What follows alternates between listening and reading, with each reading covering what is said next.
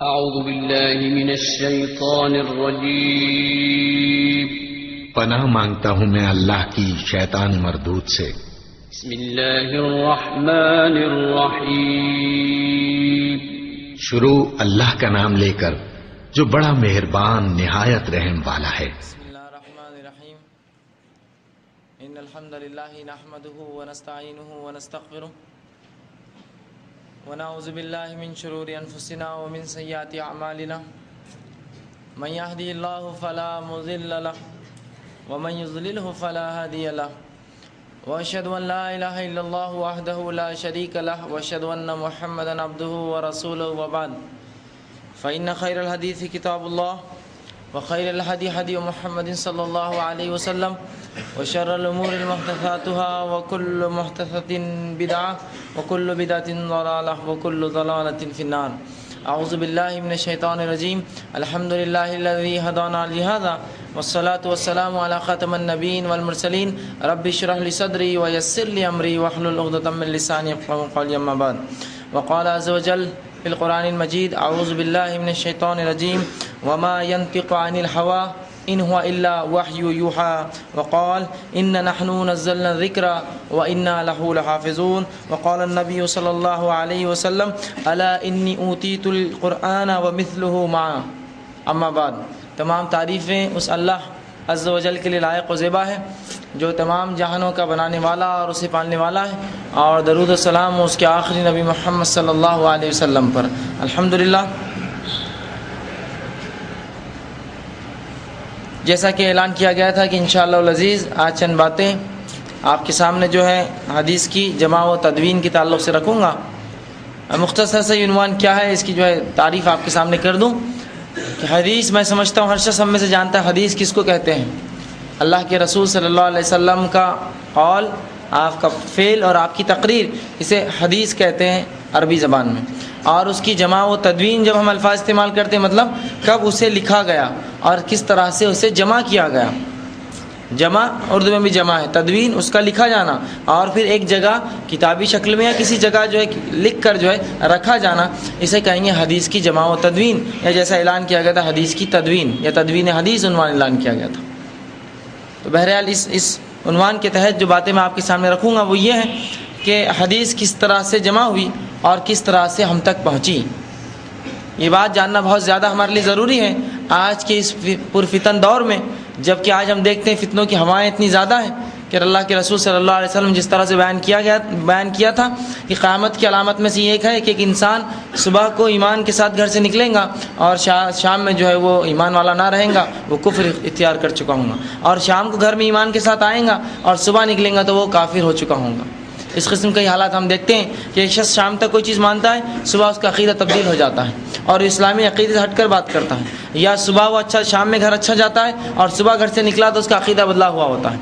تو بہرحال اس پرفتن ماحول میں یہ بات بہت ضروری ہے جاننا کہ کس طرح سے حدیثیں ہم تک پہنچی، ورنہ اگر ایک بار حدیث پر الزام لگا تو ہم دیکھتے ہیں ساری شریعت پر الزام لگ جاتا ہے، اور ایک سازش کے تحت جو ہے یہ کام چلایا گیا کہ کس طرح سے حدیثوں کے بارے میں مسلمانوں کے ذہنوں میں شک ڈالا جائے۔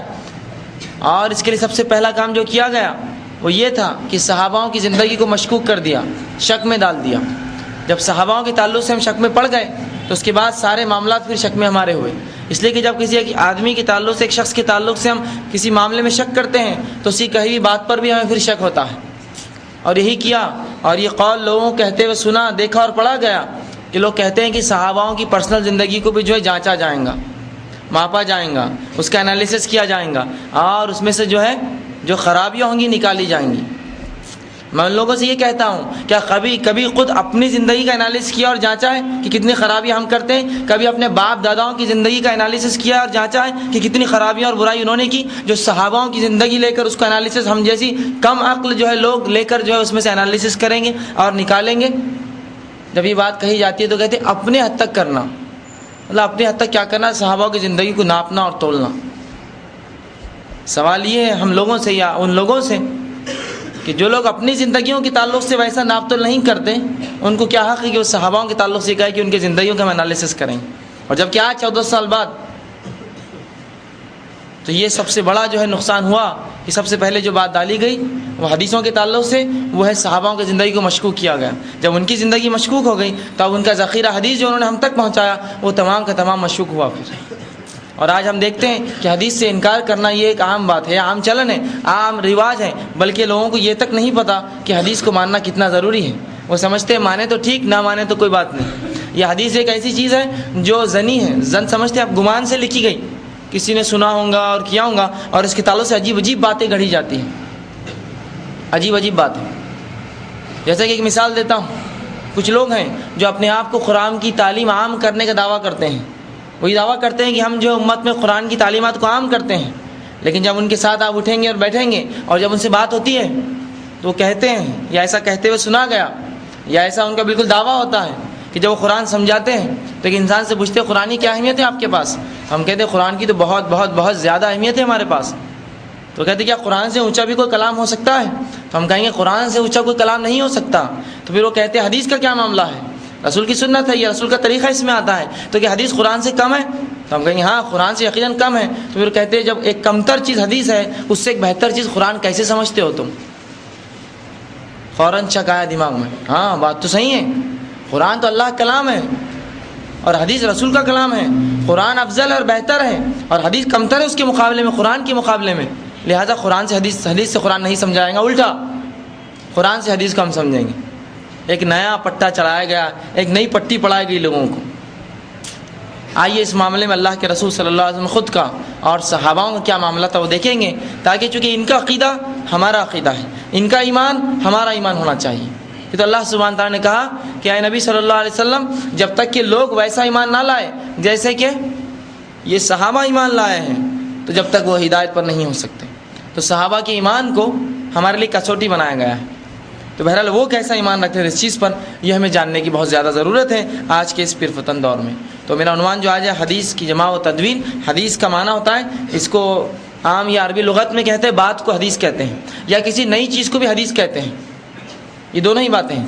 لیکن جب شرعی اصطلاح میں کہوں گا حدیث تو اس کا معنی ہے اللہ کے رسول صلی اللہ علیہ وسلم کا قول، آپ کا فعل اور آپ کی تقریر اور آپ کے اخلاق اور آپ کے اوصاف جو ایک جگہ جمع کر لیے گئے اسے حدیث کہتے ہیں.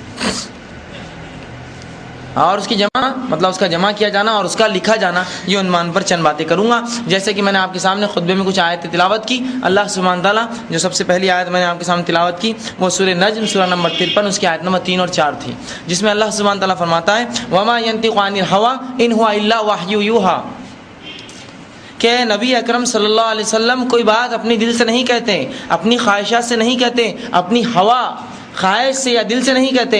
ان ہوا الا وحی یوحى، وہ تو صرف وہی بات کہتے ہیں جو اللہ کی طرف سے ان کی طرف وحی کی جاتی ہے. تو جب یہ آیت پڑھی جاتی ہے تو کچھ لوگ کہتے ہیں ہاں اللہ کے رسول وہی کہتے ہیں جو ان کی طرف وحی کی جاتی ہے، لیکن اس سے مراد قرآن ہے، حدیث نہیں ہے اس سے مراد.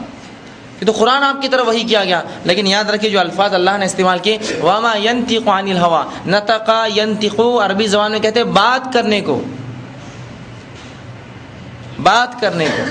تو نبی اپنے دل سے بات نہیں کرتا. یہ نہیں کہا کہ نبی اپنے دل سے قرآن نہیں کہتا، بات نہیں کرتا، مطلب جو کچھ وہ کہتا ہے وہ اللہ کی طرف سے وہی ہوتی ہے. اور یہی بات عبداللہ ابن عمرو بن عاص رضی اللہ عنہ جو ہے ایک بار اللہ کے رسول کے پاس ہے اور کہا اللہ کے رسول یہ جو مکے والے جو ہے قریش مجھے لکھنے نہیں دیتے احادیث، کیا کروں میں؟ تو کہا جو مجھ سے سنتے ہو لکھ لیا کرو. کہا اللہ کے رسول کبھی آپ خوش ہوتے ہیں اور کبھی آپ ناراض ہوتے، کبھی غصے سے ہوتے ہیں، تو اس وقت کیا کروں؟ تو کہا اس حالت میں بھی لکھ لیا کرو، اس لیے کہ میرے منہ سے کچھ نہیں نکلتا مگر حق. تو اللہ نے کیا کہا وما ينطق عن الهوى، کہ یہ نبی جو ہے یہ محترم نبی کوئی بات اپنی خواہش اپنے دل سے اپنی ہوا سے نہیں کہتا. یہ جو کچھ کہتا ہے ان ہوا الا وحی یوحى، وہ تو صرف جو بات کہتا ہے وہ اللہ کی طرف سے وحی ہوتی ہے آپ کی طرف. اس سے ایک بات کیا پتہ چلی کہ رسول اکرم صلی اللہ علیہ وسلم نے جو بھی الفاظ منہ سے نکالے وہ کیا بن گئی ہمارے لیے؟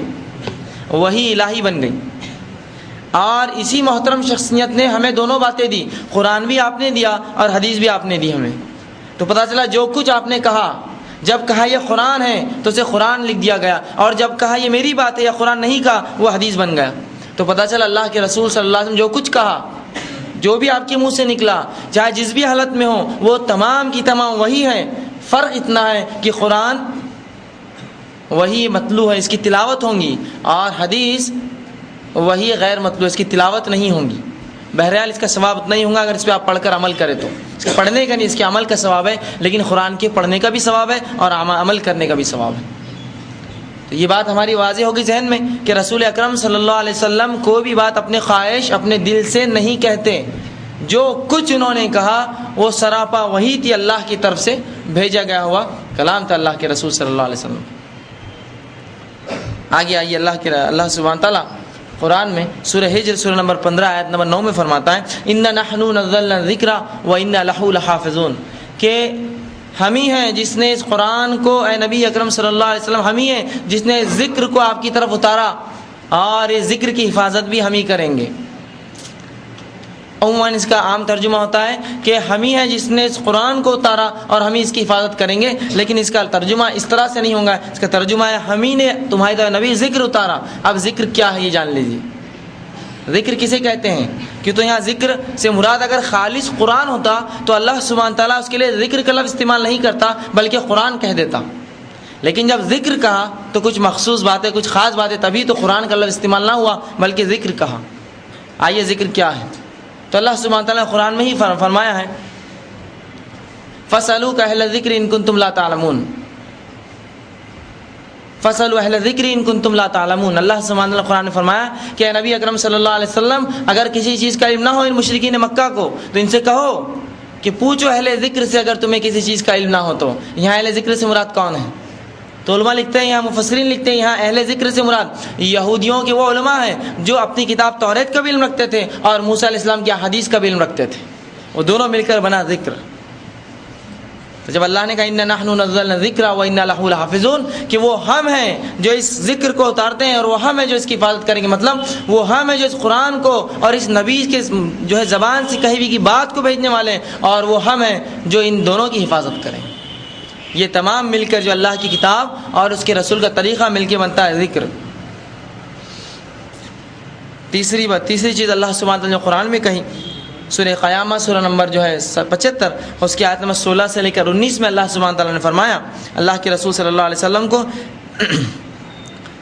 لا تحرک به لسانک لتعجل به، کہ اے نبی صلی اللہ علیہ وسلم آپ اپنی زبان کو حرکت دینے میں جلد بازی نہ کریں۔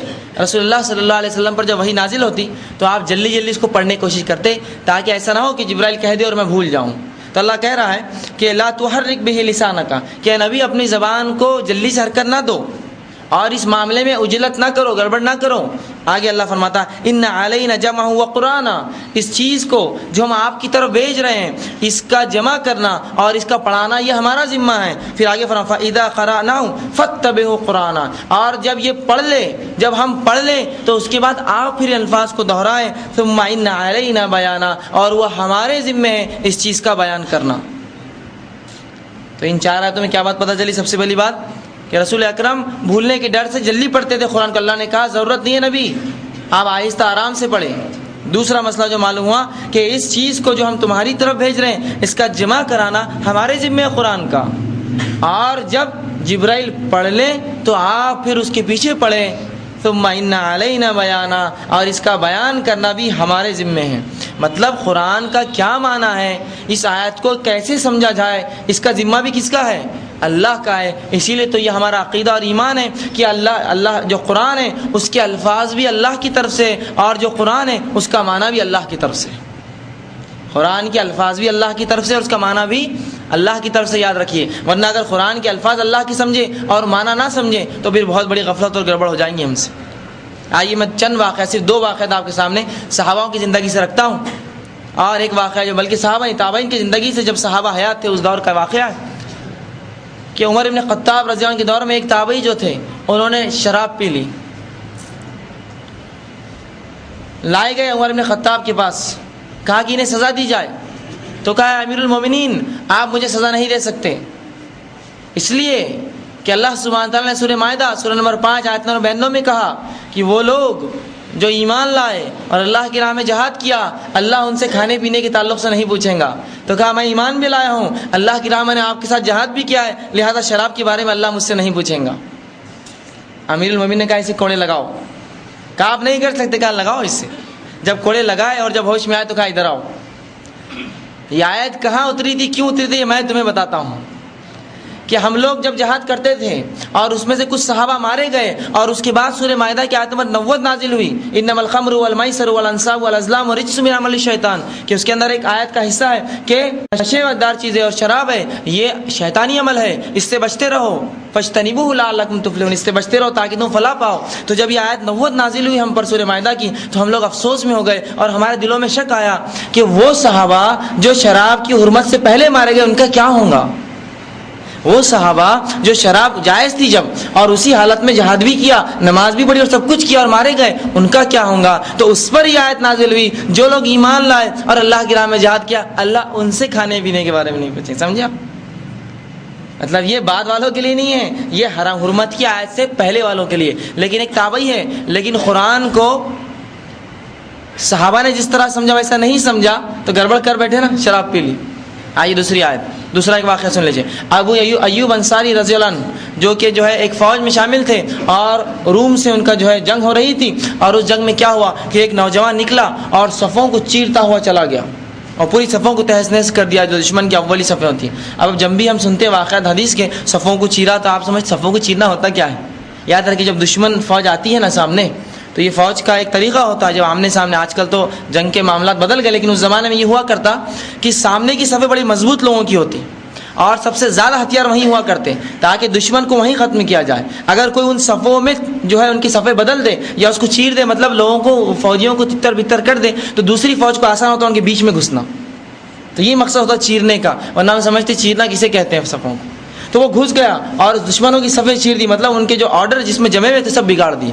تو ایک پیچھے سے اس نے چلایا ہے وہ شخص جو اس میں گھس رہا ہے، اللہ نے قرآن نے فرمایا اے ایمان والو اپنی جانوں کو ہلاکت میں نہ ڈالو۔ اب وہ ایوب انصاری رضی اللہ عنہ پڑھتے، وہ کون تھا جس نے آواز دی، کہا یہ آیت تو ہم پر اتری تھی، یہ آیت ہم پر اتری تھی جب جنگ احد میں ہم پلٹ کر بھاگ رہے تھے، ہم پر یہ آیت اتری ہے وہ لوگوں جو ایمان لائے ہو جنگ کے میدان میں پلٹ کر بھاگ کے اپنی جانوں کو ہلاکت میں نہ ڈالو۔ اور وہ کہاں کہہ رہے تھے اس آیت کو؟ گھسنے میں، جبکہ وہ تھی بھاگو مت میدان جہاد چھوڑ کر، اور یہ بہت بڑا گناہ ہے، گناہ کبیرہ میں سے ایک ہے کوئی میدان جہاد چھوڑ کر بھاگے۔ تو دیکھا آپ نے وہ تابعی تھے، لیکن جس پر قرآن اترا صحاباؤں پر اگر ان جیسا نہ سمجھا تو کیسا معنی نکال بیٹھے تھے اس کا، الٹا معنی، پورا الٹا۔ سمجھ رہے آپ بات؟ تو یہ بہت ضروری ہے کہ قرآن کا بیان کرنا بھی کس کی طرف سے ہے؟ اللہ کی طرف سے ہے۔ اسی لیے میں نے کہا یہ ہمارا عقیدہ ہے کہ قرآن کے الفاظ اور اس کے معنی من جانب اللہ، اللہ کی طرف سے، یاد رکھیے۔ اب ہم کو کچھ اپنے دل سے نہیں سمجھنا قرآن کے اندر، بہرحال تو اس کا بیان کرنا کس کے ذمہ ہے؟ قرآن کا، نبی اکرم صلی اللہ علیہ وسلم ذمہ۔ اب یہ بیان کہاں ہوگا، یہ بیان، یہ تفسیر کہاں لکھی گئی ہے؟ افسوس کی مسلمان یہ بھی نہیں جانتے کہ قرآن کی تفسیر کیا ہے۔ ایک واقعہ سناتا ہوں، ایک بار ایک موقع ملا، ایک بہت بڑے جو ہے بدھ مذہب کے گرو اورنگ آباد آئے ہوئے تھے، تو مجھے ایک موقع ملا اور میں ان کے پاس گیا ملنے کے لیے، ملاقات کے لیے، اور میرے ساتھ معین بھی تھے اس وقت۔ جب ہم وہاں پہنچے اور اس سے بات چیت ہوئی تو وہ کہنے لگا وقت کم ہے لیکن 5 منٹ آپ کو ہم ضرور دیں گے۔ 5 منٹ وہ ہمارے ساتھ بیٹھا اور بات چیت کیا، تو میں نے اس سے ایک سوال کیا آپ کی مذہبی کتابیں کون سی ہیں؟ تو کہا مذہبی کتابیں 42 سے زائد ہیں لیکن ہم سب کچھ چھوڑ چکے اب، اور بابا صاحب امبیڈکر نے جو ایک کتاب لکھ دی بس اس کو ہم مانتے ہیں۔ میں نے کہا ایسا کیوں؟ تو کہا میں تم کو سمجھاتا ہوں، وہ جو 42 کتابیں تھی اس کی مثال قرآن ہے۔ مجھے سمجھانے لگا مثال، دیکھا میں تمہارے مذہب سے سمجھاتا ہوں، اس کی مثال قرآن ہے، اور بابا صاحب نے جو اس کی وہ کر دی بولے تفسیر، جس کو تم حدیث بولتے ہو، یہ وہ ہے، تو اب ہم اس کو ہی سمجھ لے رہے ہو، کتابوں کو ہم نے چھوڑ دیا۔ سبحان اللہ، ایک غیر مسلم اس کو اس بات کا علم ہے کہ قرآن کی تفسیر کیا ہوتی ہے، حدیث قرآن کی تفسیر ہوتی ہے۔ افسوس مسلمان کو نہیں معلوم تفسیر کس کو کہتے ہیں، وہ سمجھتے حدیث بولے تو کچھ تو ایسی چیز جس کو پکڑے تو ٹھیک، چھوڑ دیے تو کوئی مسئلہ نہیں۔ وہ غیر مسلم مجھے سمجھا رہا ہے مثال دے کر کہ 42 کتابیں ایسی ہیں جیسے قرآن، اور وہ امبیڈکر صاحب جو کتاب لکھی اس کی مثال ہے حدیث کی یا تفسیر کی، جس کو تم تفسیر کہتے ہو یا حدیث جس کو کہتے ہو، تو کہا وہ ہے۔ تو گویا غیر مسلم جانتا ہے کہ قرآن کی تفسیر حدیث ہوتی ہے، یا حدیث کو قرآن کی تفسیر کہا جاتا ہے، لیکن افسوس ہم مسلمان نہیں جانتے۔ تو اس کا بیان کرنا کس کے ذمہ ہے؟ قرآن کا، اللہ کے رسول کے ذمہ ہے۔ مطلب اللہ کی ذمہ ہے کہ اپنے رسول کو بتائے اس کا معنی کیا ہے، اور رسول کے ذمہ ہے کہ امت تک پہنچا دے جو کہ آپ صلی اللہ علیہ وسلم نے ہم تک پہنچا دیا۔ تیسری آیت اللہ سبحانہ تعالیٰ قرآن میں فرماتا ہے، سورہ نحل سورہ نمبر 16 آیت نمبر 44 میں اللہ نے فرمایا وانزلنا الیک الذکر لتبین للناس ما نزل الیہم ولعلکم یتفکرون. اللہ سبحانہ تعالیٰ فرماتا ہے کہ اے نبی صلی اللہ علیہ وسلم کہ ہم نے آپ کی طرف ذکر کو نازل کیا. اور ذکر کیا ہے؟ اللہ کی کتاب اور اس کا معنی اس کی تفسیر. کہ ہم نے آپ کی طرف ذکر کو نازل کیا تاکہ آپ انسانوں کو کھول کھول کر بتا دے. لتبینا، آپ بیان کر دے لوگوں کے سامنے کھول کھول کر کہ ان کے رب کی طرف سے کیا نازل ہوا ہے، تاکہ وہ لوگ جو ہے اس میں جو ہے غور و فکر کریں. تو یہاں بھی اللہ کے رسول صلی اللہ علیہ وسلم کیا حکم ہو رہا ہے کہ ہم نے آپ کی طرف ذکر اتارا تاکہ آپ لوگوں کو کھول کھول کر بیان کر دیں. اگر صرف قرآنی ذکر ہوتا تو رسول اللہ کھول کھول کر بیان کرنے کا لفظ کیوں استعمال ہوتا؟ کہتے اس کو بس دے دو آپ لوگوں کو لے جا کر. لیکن یہاں کیا ذکر ہو رہا ہے؟ کھول کھول کر آپ اس کو لوگوں کے سامنے بیان کر دیں تاکہ وہ لوگ جو ہے فکر کریں، اس میں غور و فکر کریں. تو اس آیت نے واضح کر دیا کہ اللہ سبحانہ تعالیٰ نے جو ہے جس طرح سے قرآن نازل کیا اسی طرح سے اس کی تفسیر بھی اللہ کے رسول صلی اللہ علیہ وسلم پر نازل کی، جو کہ احادیث کی شکل میں ہم تک پہنچی. اسی طرح ایک روایت، ایک حدیث میں نے آپ کے سامنے پڑھی جو ابو داؤد کی ہے. اللہ کے رسول صلی اللہ علیہ وسلم فرماتے ہیں الا انی اوتیت القرآن ومثلہ معہ، کہ جو ہے مجھے قرآن دیا گیا اور قرآن کے ساتھ اسی کی مثل دی گئی. مجھے قرآن دیا گیا اور اسی کے ساتھ اس کی مثل دی گئی. یہ مثل کیا ہے حدیث میں جو آ رہا ہے؟ وہ ہے احادیث. اس کی مثل، قرآن کی مثل مجھے. اور یہاں جو لفظ ہے دیکھیے، مثل، اس جیسا، اس جیسی کچھ چیز اور مجھے دی گئی قرآن کے ساتھ. مطلب حدیث کا درجہ بھی اسی طرح ہے جس طرح سے قرآن کا درجہ ہے. بس فرق اتنا ہے کہ یہ تلاوت کے ساتھ عمل ہوگا، اس کی تلاوت یا قرأت نہیں کی جاتی ہے حدیث کی، بلکہ عمل کے معاملے میں دونوں برابر ہے، یکساں ہیں. اسی طرح سے فرماتے قرآن اور اس کی مثل مجھے دی گئی. یہ حدیث ہے. افسوس کہ ہم احادیث کو جو ہے آج ہمارے زندگی میں کیا مقام ہے. جب احادیث کی بات ہوتی ہے تو لوگ کہتے ہیں یہ چھوڑ دیں آپ کوئی دوسرا بات کریں. اور جب بھی احادیث کا لفظ یا حدیث لفظ آیا کہ فوراً اٹھایا اور کہا یہ اہل حدیث، چلو ان سے دور بھاگو یہاں سے نکل کر، بس ختم، حدیث کی بات کر رہے ہیں. ارے یہ تو زندگی ہے ہماری، یہی تو تفسیر ہے اس کتاب کی. یہی چیز تو رسول اللہ لے کر آئے. اسی چیز سے تو ہم کو ساری زندگی معلوم ہوئی آپ صلی اللہ علیہ وسلم کی، جس کو ہم سنت بول کر عمل کرتے ہیں. مجھے بتائیے سنت ہم سے کہاں سے کیسے پہنچی؟ کیسے پہنچی؟ یہ حدیث کے ذریعے تو پہنچی نا. اس میں جو عمل دیکھا اسے سنت کہا ہم نے. کیا اور کوئی ذریعہ ہے سنت کے پہنچنے کا ہم تک؟ نہیں، یہ حدیث ہے اور یہ سنت ہے. ارے وہی حدیث ہے جس نے سنت اور سیرت اور آپ کے اخلاق، آپ کے اوصاف سب کچھ بتایا ہمیں. تو یہاں بات دوسری ایک روایت میں جو کہ بخاری نے روایت کیا، آپ صلی اللہ علیہ وسلم فرماتے ہیں تمام انبیاءوں کو کچھ نہ کچھ معجزے دیے گئے.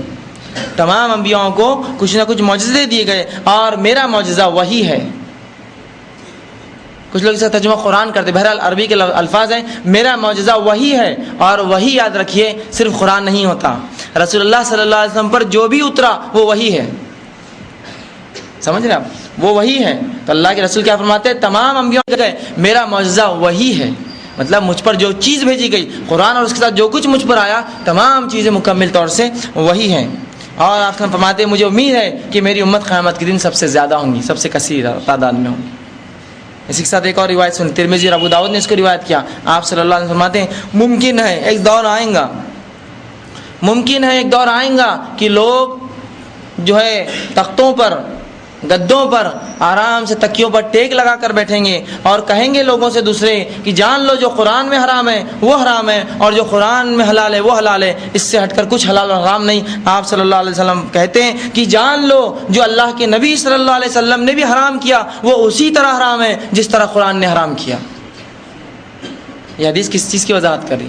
کہ جان لو جو نبی محترم صلی اللہ علیہ وسلم نے جس چیز کو حرام کیا وہ بھی تم پہ اسی طرح حرام ہے جس طرح اللہ کی کتاب قرآن نے حرام کیا. تو پتہ کیا چلا اس حدیث سے ہم کو؟ یہ حدیث بھی وہی معنی رکھتی ہے ہماری زندگیوں میں جو قرآن کی اہمیت ہے. بس تھوڑا سا اس میں فرق ہے، میں نے بتا دیا آپ کو، تلاوت اور غیر تلاوت کا. ورنہ عمل میں دونوں میں کوئی فرق نہیں آتا.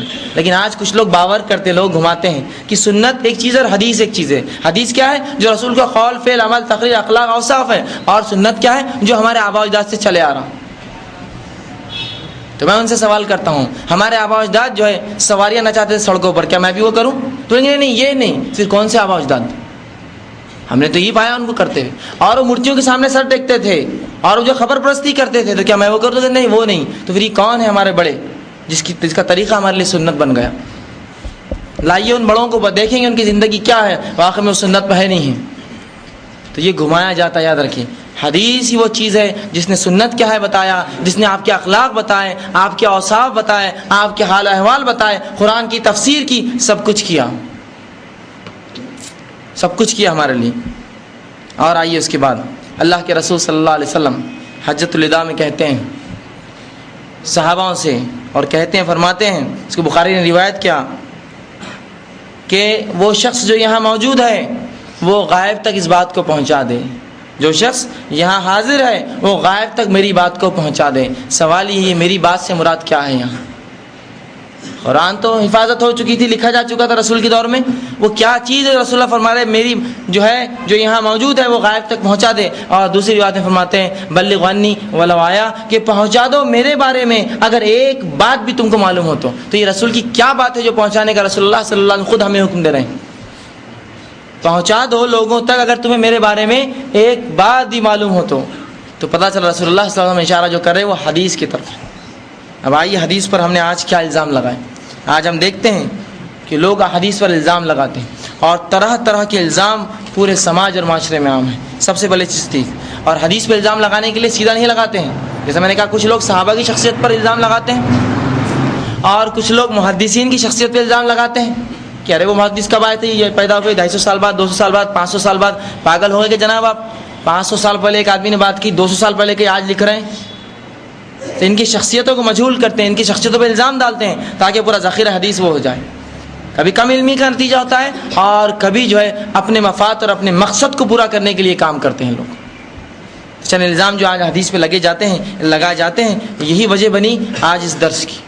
ایک تو یہ کہ حدیث جو ہے یہ ایک زنی چیز ہے، گمان کی چیز ہے۔ گمان سمجھ رہے ہیں؟ بس لکھ دیا ایسی، اور اس کے لیے سوالات بھی ہوتے ہیں۔ ایک صاحب ملے اور کہنے لگے کہ حدیث جو ہے وہ بہت، اس کا کوئی وہ نہیں بھروسہ کہ وہ حدیث صحیح ہے بول کر، یا وہ حدیث ہے بول کر رسول کی، چھوڑ دو آپ حدیثوں کو۔ کیوں؟ تو کہا دیکھو اب میں تم کو ایک بات سناتا ہوں، اور کچھ انہوں نے ایک ساتھ کچھ بات ان کو یاد تھی، انہوں نے دہرا دی، میں نے ان سے سنا، میں نے ان سے سنا، انہوں نے ان سے سنا، انہوں نے سنا، انہوں نے یہ کہا۔ اب کہا اب تم دہراؤ میرے بات، میں نے کیا بولا؟ تو انہوں نے کہا نہیں میں نہیں دہرا سکتا ہوں۔ تو کہا دیکھو میں نے ایک بات بولی آپ دہرا نہیں سکتے، تو اس کا کیا بھروسہ کہ اس زمانے رسول اللہ جو کہا صحابہ نے وہ کیا ہوں گا؟ ترے کم اخلو، ذرا اتنا تو جان لو، نہ بولنے والی شخصیت وہ ہے جیسا تو ہے، نہ سننے والی شخصیت وہ ہے جیسا میں ہوں۔ وہ بولنے والا نبی تھا اور سننے والے صحابہ تھے، ہم جیسے بیوقوف لوگ نہیں تھے۔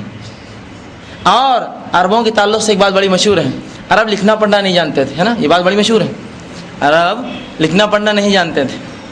اچھا کوئی قوم ان پڑھ اور جاہل ہو تو کیا فخر سے بولیں گے ہم جاہل ہیں؟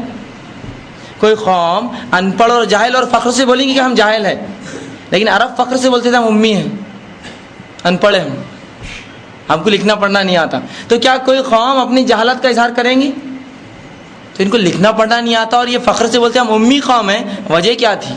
اس کی وجہ یہ تھی، جو تاریخ میں جو بہت سے تاریخدانوں نے لکھی، اس کی وجہ یہ تھی جو قوم ہر چیز کو یاد کر سکتی ہے اسے لکھنے پڑھنے کی کیا ضرورت؟ جو قوم ہر چیز کو یاد کر لیتی ہے، جس کے ذہن اتنے تیز ہے، وہ کس لیے لکھے پڑھے؟ اس لیے تو وہ زام بھرتے تھے ہم امی ہیں، ہم جاہل ہیں۔ کیا کرتے وہ لوگ؟ یہ ہمارا فقریہ جو ہے، ہمارا جو اس کو بولیں گے فخر کرتے ہیں ہم اس چیز پر کہ ہم لکھتے پڑھتے رہیں، ہر چیز کو یاد کر لیتے ہیں۔ تو جو قوم ہر چیز یاد کر لے اسے کیا ضرورت وہ لکھے اور پڑھے؟ اسی لیے تو وہ امی بولتے تھے، اپنے آپ ڈٹ کر بولتے تھے ہم جاہل لوگ ہیں، کہ اتنا حافظہ ان کا تیز تھا، حتیٰ کہ اپنے سے پہلے اپنے جانوروں کے 200 اور 300 نسلیں یاد رکھتے تھے، کہ یہ گھوڑا کہاں سے آیا، یہ گھوڑے کا باپ یہ تھا، اس کی ماں ہوتی، وہ اس سے کراس 300 اوپر تک جاتے تھے لے کر، ذہن سے صرف حافظے سے جاتے تھے لے کر۔ حتیٰ کہ رسول اللہ کے دور میں ایسے لوگ تھے جو اپنی نسل کو آدم علیہ السلام تک لے جا کے ملاتے تھے، میں کہاں سے آیا ہوں، ہم سے یہ ہمارا باپ ہو، ہمارا باپ ہو، آدم تک پوری نسل ملاتی۔ اور آج بھی ایسے لوگ میں نے دیکھا ان کے حافظے اتنے تیز ہوتے ہیں عربوں کہ وہ آج بھی اپنے سے لے کر آدم علیہ السلام تک لے جاتے ہیں پورا اٹھا، اتنے شجرے ان کو یاد ہیں اور اتنی باتیں یاد۔ تو جو قوم ہر چیز کو یاد کر لیتی ہے وہ لکھنے کی کیا ضرورت ہے اس کو؟ تو یہی معاملہ صحاباؤں کا تھا، اتنے حافظے تیز تھے، اور جب معاملہ حدیث کا آیا تو اللہ سبحانہ تعالیٰ کو بھی تو یہ چیز کو بیان کرنا تھا لوگوں کے سامنے۔ حافظہ تو تھا، اس پر اللہ نے اور اس نے برکت دی ان کے، ہر چیز وہ یاد رکھ پاتے تھے، ہر چیز وہ یاد رکھ پاتے تھے۔ ٹھیک ہے، تو یہ جو الزام لگتے ہیں کہ حدیث کے تعلق سے کہ وہ آپ 2 باتیں میری یاد نہیں رکھ سکتے تو وہ کیا یاد رکھیں گے؟ تو نہ بولنے والی شخصیت وہ ہے، جو رسول اللہ تھے اور نہ سننے والی شخصیت وہ ہے، ہم صحابہ بھی نہیں ہیں، تو ظاہر سی بات ہے ہمیں وہ ذہانت اور وہ چیزیں اور وہ حافظہ بھی نہیں ہے، اور نہ اس شخص کی وہ اہمیت ہے کہ ہر بات یاد رکھی جائے، لیکن رسول کی ہر بات صحابہ یاد رکھتے ہیں، حتیٰ کہ ایک نقطہ جب بھی صحابہ کے سامنے کوئی عمل ہوا آپ نے اس کو صحابہ نے یاد رکھ لیا. ٹھیک ہے. بہرحال اسی طرح حدیث پر ایک الزام اور لگتا ہے، ارے یہ تو جناب 200 سال بعد لکھی گئی، 250 سال بعد لکھی گئی، نعوذ باللہ اس کا معاملہ تو انجیل سے بھی گیا گزرا ہے، انجیل عیسیٰ علیہ السلام کے 70 سال بعد لکھی گئی، یہ تو 200، اور پھر آپ انجیل کو نہیں مانتے اور بولتے حدیث صحیح ہے. یہ مسلمانوں کے الزام بتا رہا ہوں میں، یہ جو ہے ہندوؤں کے یا کافروں کے یا مستشرقین کے یا دوسروں کے معاملات نہیں، ہمارے لوگوں کے الزامات ہیں. اور جب بھی کوئی کتاب کا نام آتا ہے، بالخصوص 2 کتابوں کے نام سے لوگوں کو نفرت ہوگی اس دنیا کے اندر. حدیث کی 2 کتابوں کا جب بھی نام لے آپ کو نفرت کی نگاہوں سے دیکھا جاتا ہے. جب بھی آپ کے بخاری نے کہا، مسلم نے روایت کیا، تو بس دماغ خراب ہو جاتے ہیں لوگوں کی، گرم اٹھ جاتے ہیں. کیا بخاری اور مسلم آسمانی کتاب ہے؟ کیا بخاری اور مسلم کو اللہ کے رسول نے کہا عمل کرو؟ اور عجیب عجیب باتیں اس کتاب سے کہی جاتی ہے. شاہ ولی اللہ محدث دہلوی حجت اللہ بالغہ میں ایک چیز لکھتے ہیں اور وہ کہتے ہیں ایک بدعتی ہی ایسا شخص ہے یا ایک بدعتی ہی ہوتا ہے یا وہ شخص بدعتی ہے جو شیخین پہ الزام لگائے، بخاری اور امام بخاری اور مسلم پہ الزام لگائے، وہ شخص بدعتی ہے.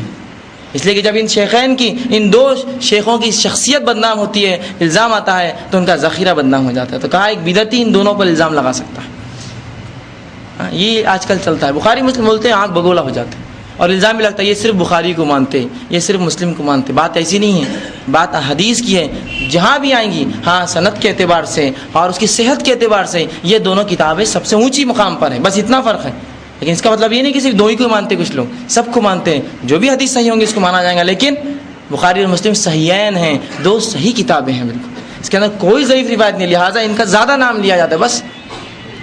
تو کہتے ہیں یہ تو 241 امام بخاری کا دور، مطلب 250 سال بعد، اور امام مسلم اس کے بعد 260 سال بعد کوئی حدیث لکھے تو کیا وہ حدیث مانی جائیں گی؟ الزام لگاتے ہیں. اصل بولے تو لوگوں کو اس کا علم نہیں ہے کہ حدیث کب سے لکھی گئی، اس لیے الزام لگاتے ہیں امام بخاری، امام مسلم اور دیگر محدثین کے اوپر. اور جو لوگ یہ الزام لگاتے ہیں ان حدیث کی کتاب پر، میں یہ کہتا ہوں ان کے خود علماء یا ان علماء کو جو یہ بڑا سمجھتے ہیں وہ خود بخاری اور مسلم کے حوالے دیتے ہیں، تب ان سے نہیں پوچھتے جا کر کیا بخاری آسمانی کتاب تھی، کیا مسلم آسمانی کتاب تھی. لیکن جب کوئی دوسرا کہے تو فوراً الزام لگا دیا کیا آسمانی کتاب تھی، میں تم کہہ رہے اس پر اور یہ کر رہے ہیں، تو ذرا مقام جاننی حدیث کا کیا ہے ہماری زندگی میں. اسی طرح جو ہے ایک اور قول عام طور سے کہا جاتا ہے، وہ کیا ہے، وہ تو اتنا بدترین قول ہے کہ آپ اس کی اگر سمجھیں گے تھوڑی سی اس کا معنی کیا ہوتا ہے تو زمین جو ہے پیروں کے نیچے سے نکل جاتی ہے. دیکھیے کیا بولتے ہیں، جناب اگر پوری سنت ہم تک آ جاتی نا تو اٹھنا اور بیٹھنا اور کھانا اور پینا اور چلنا اور پھرنا سب حرام ہو جاتا. یہ قول میں نے بڑے بڑے علماء کے منہ سے سنا ہے کہ اگر جناب پوری حدیث آ جاتی نا، بڑی حدیثوں کی بات کرتے ہیں، سنت کی بات کرتے ہیں، اگر پوری حدیث سنت آ جاتی تو آپ کا چلنا اور پھرنا، اٹھنا اور بیٹھنا، کھانا پینا سب حرام ہو جاتا. اب مجھے بتاؤ کیلا کیسے کھائیں گے تم، اور تربوز اور پپیے کا کیا معاملہ ہوگا؟ ہاں بہت خطرناک بات ہے، میں کوئی حدیث کی بات نہیں کروں گا، میں سمجھ گیا کہ ہم تک پوری سنت نہیں پہنچی. یہ اتنا گھٹیا الزام ہے. چلیے اگر اس بات کو میں مان لیتا ہوں کہ پوری سنت ہم تک نہیں پہنچی، پوری سنت ہم تک نہیں پہنچی، تو نعوذ باللہ اللہ سبحانہ تعالیٰ نے ہمیں یہ حکم کیوں دیا قرآن میں، لَقَدْ كَانَ لَكُمْ فِي رَسُولِ اللَّهِ أُسْوَةٌ حَسَنَةٌ، کہ اللہ کے رسول صلی اللہ علیہ وسلم مسلمانوں تمہارے لیے بہترین نمونہ ہے. جس نمونہ ہے اس کی پوری باتیں ہم تک نہیں پہنچی تو پھر وہ نمونہ کیوں کہا اللہ نے ہم کو اس کو ماننے کے لیے؟ اب کہاں سے ڈھونڈ کے لائے وہ نمونہ جس کو اللہ کہہ رہا ہے کہ رسول اللہ ہمیں تمہارے لیے بہترین نمونہ ہے، اور یہ صاحب تو کہہ رہے پوری پہنچی نہیں ہم تک. مطلب نمونہ پورا نہیں پہنچا اور اللہ کہہ رہا ہے اس پر عمل کرو. اے اللہ کیسے عمل کرنا، نمونہ پورا نہیں آیا علماء کہہ رہے اور تو بولا اس پر عمل کرو، اس نمونے پر.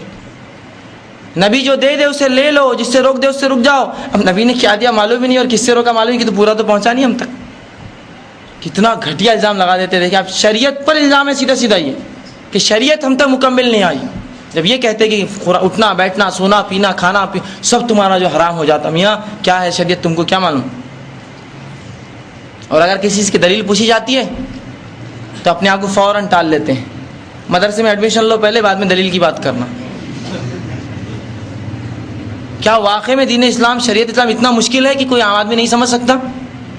یہ سمجھنے کا مسئلہ نہیں ہے، یہ اپنے آپ کو بچانے کا مسئلہ ہے. صرف بچانے کا نہیں، تم نہیں سمجھ چل بھاگو یہاں سے. اور عجیب عجیب گھنونی مثالیں دیتے دنیاوی، شریعت کے لیے مثالیں لاگو نہیں. तुम्हारे पास गाड़ी है, आओ, तुमको चलाते, तुम उसको हाँ चलाते, इंजन खोलना आता, तुमको नहीं आता, बस ये मिसाल है, जाओ हदीस तुम नहीं समझ सकते, बस शरीयत चल रही, चलने दो, अंदर की बातें मत करो डिटेल में। वो गाड़ी का इंजन है, वो एक अलग मसला है, ये मेरे अकीदे का मसला है, ये उस जैसा नहीं गाड़ी के जैसा कि तो उसके लिए दूसरे काम वाले मैं उनसे करा लेता हूँ, ये मसला मेरी ज़िंदगी का है और मेरी मौत का और मेरी आखिरत का है, ये मुझे जानना है मसला। घुमाते हैं बातें करके इस तरह से। तो ये घटिया और घिनौने इल्ज़ाम ये बिल्कुल आम माशरे में आज हम देखते हैं। और हदीस की बात करने वालों पर इल्ज़ाम, अहले हदीस, जाओ चलो इनसे बात ही नहीं सुनना, और इतना बहकाते हैं कि वो आदमी बहक जाता है। सवाल ये है, क्या इतना कमज़ोर ईमान है आप लोगों का या उन लोगों का जो एक बात में बहक जाते आकर यहाँ? अजीब अजीब अक़वाल है, अजीब अजीब मामलात हैं किताब व सुन्नत के बारे में। बहरहाल और भी एक फितना है हदीस के साथ, वो ये है कि जो हदीस अक्ल में बैठे उसे ले लो, जो अक्ल में ना बैठे उसे छोड़ दो। ये बिल्कुल जदीद फितना है एकदम, पहले दौर में भी था बहरहाल, लेकिन अब बहुत सारा उठा चुका है। यार देखो ना ये हदीस अक्ल में बैठती है क्या? नहीं, चलो छोड़ दो। यार देखो ना ये हदीस अक्ल में बैठती है क्या? नहीं, चलो छोड़ दो। मेरा ये सवाल है, क्या अक्ल में बैठना हदीस शर्त है? और क्या बोलने वालों की अक्ल इतनी ऊंची है कि वो सब चीज़ें समझ सकते हैं? अरे अपनी अकल भी तो देखो, उसमें वो बात समाएंगी क्या जो तुम अकलों से इस चीज़ को माप रहे हो, जो अल्लाह की तरफ से आई, उस हकीम रब की तरफ से आई, जो जानता है इसके पीछे क्या मकसद था उतारने की। तो क्या इतने अकलें हमारी शार्प तेज़ हो गई कि उसको भी हम मिलाकर समझ रहे हैं? नहीं, अकल में नहीं आई। वो लोगों से मैं सवाल करता हूँ, कुरान की भी कुछ बातें अकल में नहीं आती, तो क्या वो उसूल यहाँ भी लागू होता है? कुरान की बहुत सी बातें अकल में नहीं आती हमारे, है ना? कुरान बोल रहा है जिन है, अकल में आती क्या ये बात? भाई देखे नहीं, कैसा मानना? अकल में नहीं आती बात। इन मानते हैं नहीं मानते, हम सभी मान रखते हैं। तो कुरान की बहुत सी बातें अकल में नहीं आती है, लेकिन कुरान ने कहा तो मानना है। तो वैसे ही क्यों? तो कुरान अल्लाह की किताब है, बड़ी अजमत वाली किताब है, हो सकता है वो जो कहे हमारे अकलों में कभी ना आए, लेकिन बहरहाल ईमान लाना है उसमें। उसी तरह रसूलुल्लाह सल्लल्लाहु अलैहि वसल्लम को हदीस का है, अकल में ना आए तो कोई बात नहीं, मानना तो ज़रूरी है उसको। और अल्लाह से दुआ को होते रहना चाहिए, अल्लाह मुझे इसकी समझ दे इस हदीस की, और समझ दे मुझे इस शरीयत की, ना कि ये कि मेरी अकल में नहीं आ रही तो मैं छोड़ दूंगा। मतलब जो रविश इधर होना था कि मैं सीखूंगा, उसके बदले उल्टा हो रहा, मैं छोड़ दूंगा। ये एक इल्ज़ाम हदीस पर लगाया जाता है। बहरहाल इन इल्ज़ामात के जवाबात क्या है? और याद रख लीजिए, याद रख लीजिए, वो लोग जो ये कहते हैं हदीस की हमें ज़रूरत नहीं है, हदीस की हमें ज़रूरत नहीं है, कुरान हमारे लिए काफ़ी है, ये भी एक फितना है कि हदीस की हमें ज़रूरत नहीं है, कुरान हमारे लिए काफ़ी है। उन लोगों से मेरा एक सवाल है, वो कुरान जिसको तुम कुरान कह रहे हो, किसने कहा वो कुरान है? वो कुरान जिसको तुम कुरान कह रहे हो, ये किसने बताया कि बेटा ये कुरान है? मुझे बताइए। वो कुरान जिसको तुम कुरान कहकर ये कह रहे हदीस की ज़रूरत नहीं है, वो कुरान किसके मुंह से निकला बाहर? जब मुंह से वो निकला तो क्या बन गया? हदीस। फिर बन गया हदीस। रसूलुल्लाह की ज़बान से जो बात निकली हदीस हो गई। आपने फ़र्क किया कि ये कुरान है और ये मेरी बात है, इसे लिख लो वहाँ फलां सूरे में फलां जगह, तो पता चला हमको। तो पता चला कुरान भी क्या है? हदीस ही है। अल्लाह सुब्हानहू इसलिए कुरान में कहा फ़बिअय्यि हदीसिन इज़ बअद युमिनून, कि अब इसके बाद किस कुरान पर वो ईमान लाएंगे। तो कुरान के लिए लफ्ज़ इस्तेमाल किया हदीस, कि तो वो भी तो बात है। और याद रख लीजिए, वो कुरान जिसको हदीस कुरान ना कहे, वो हमारे नज़दीक कुरान ही नहीं है।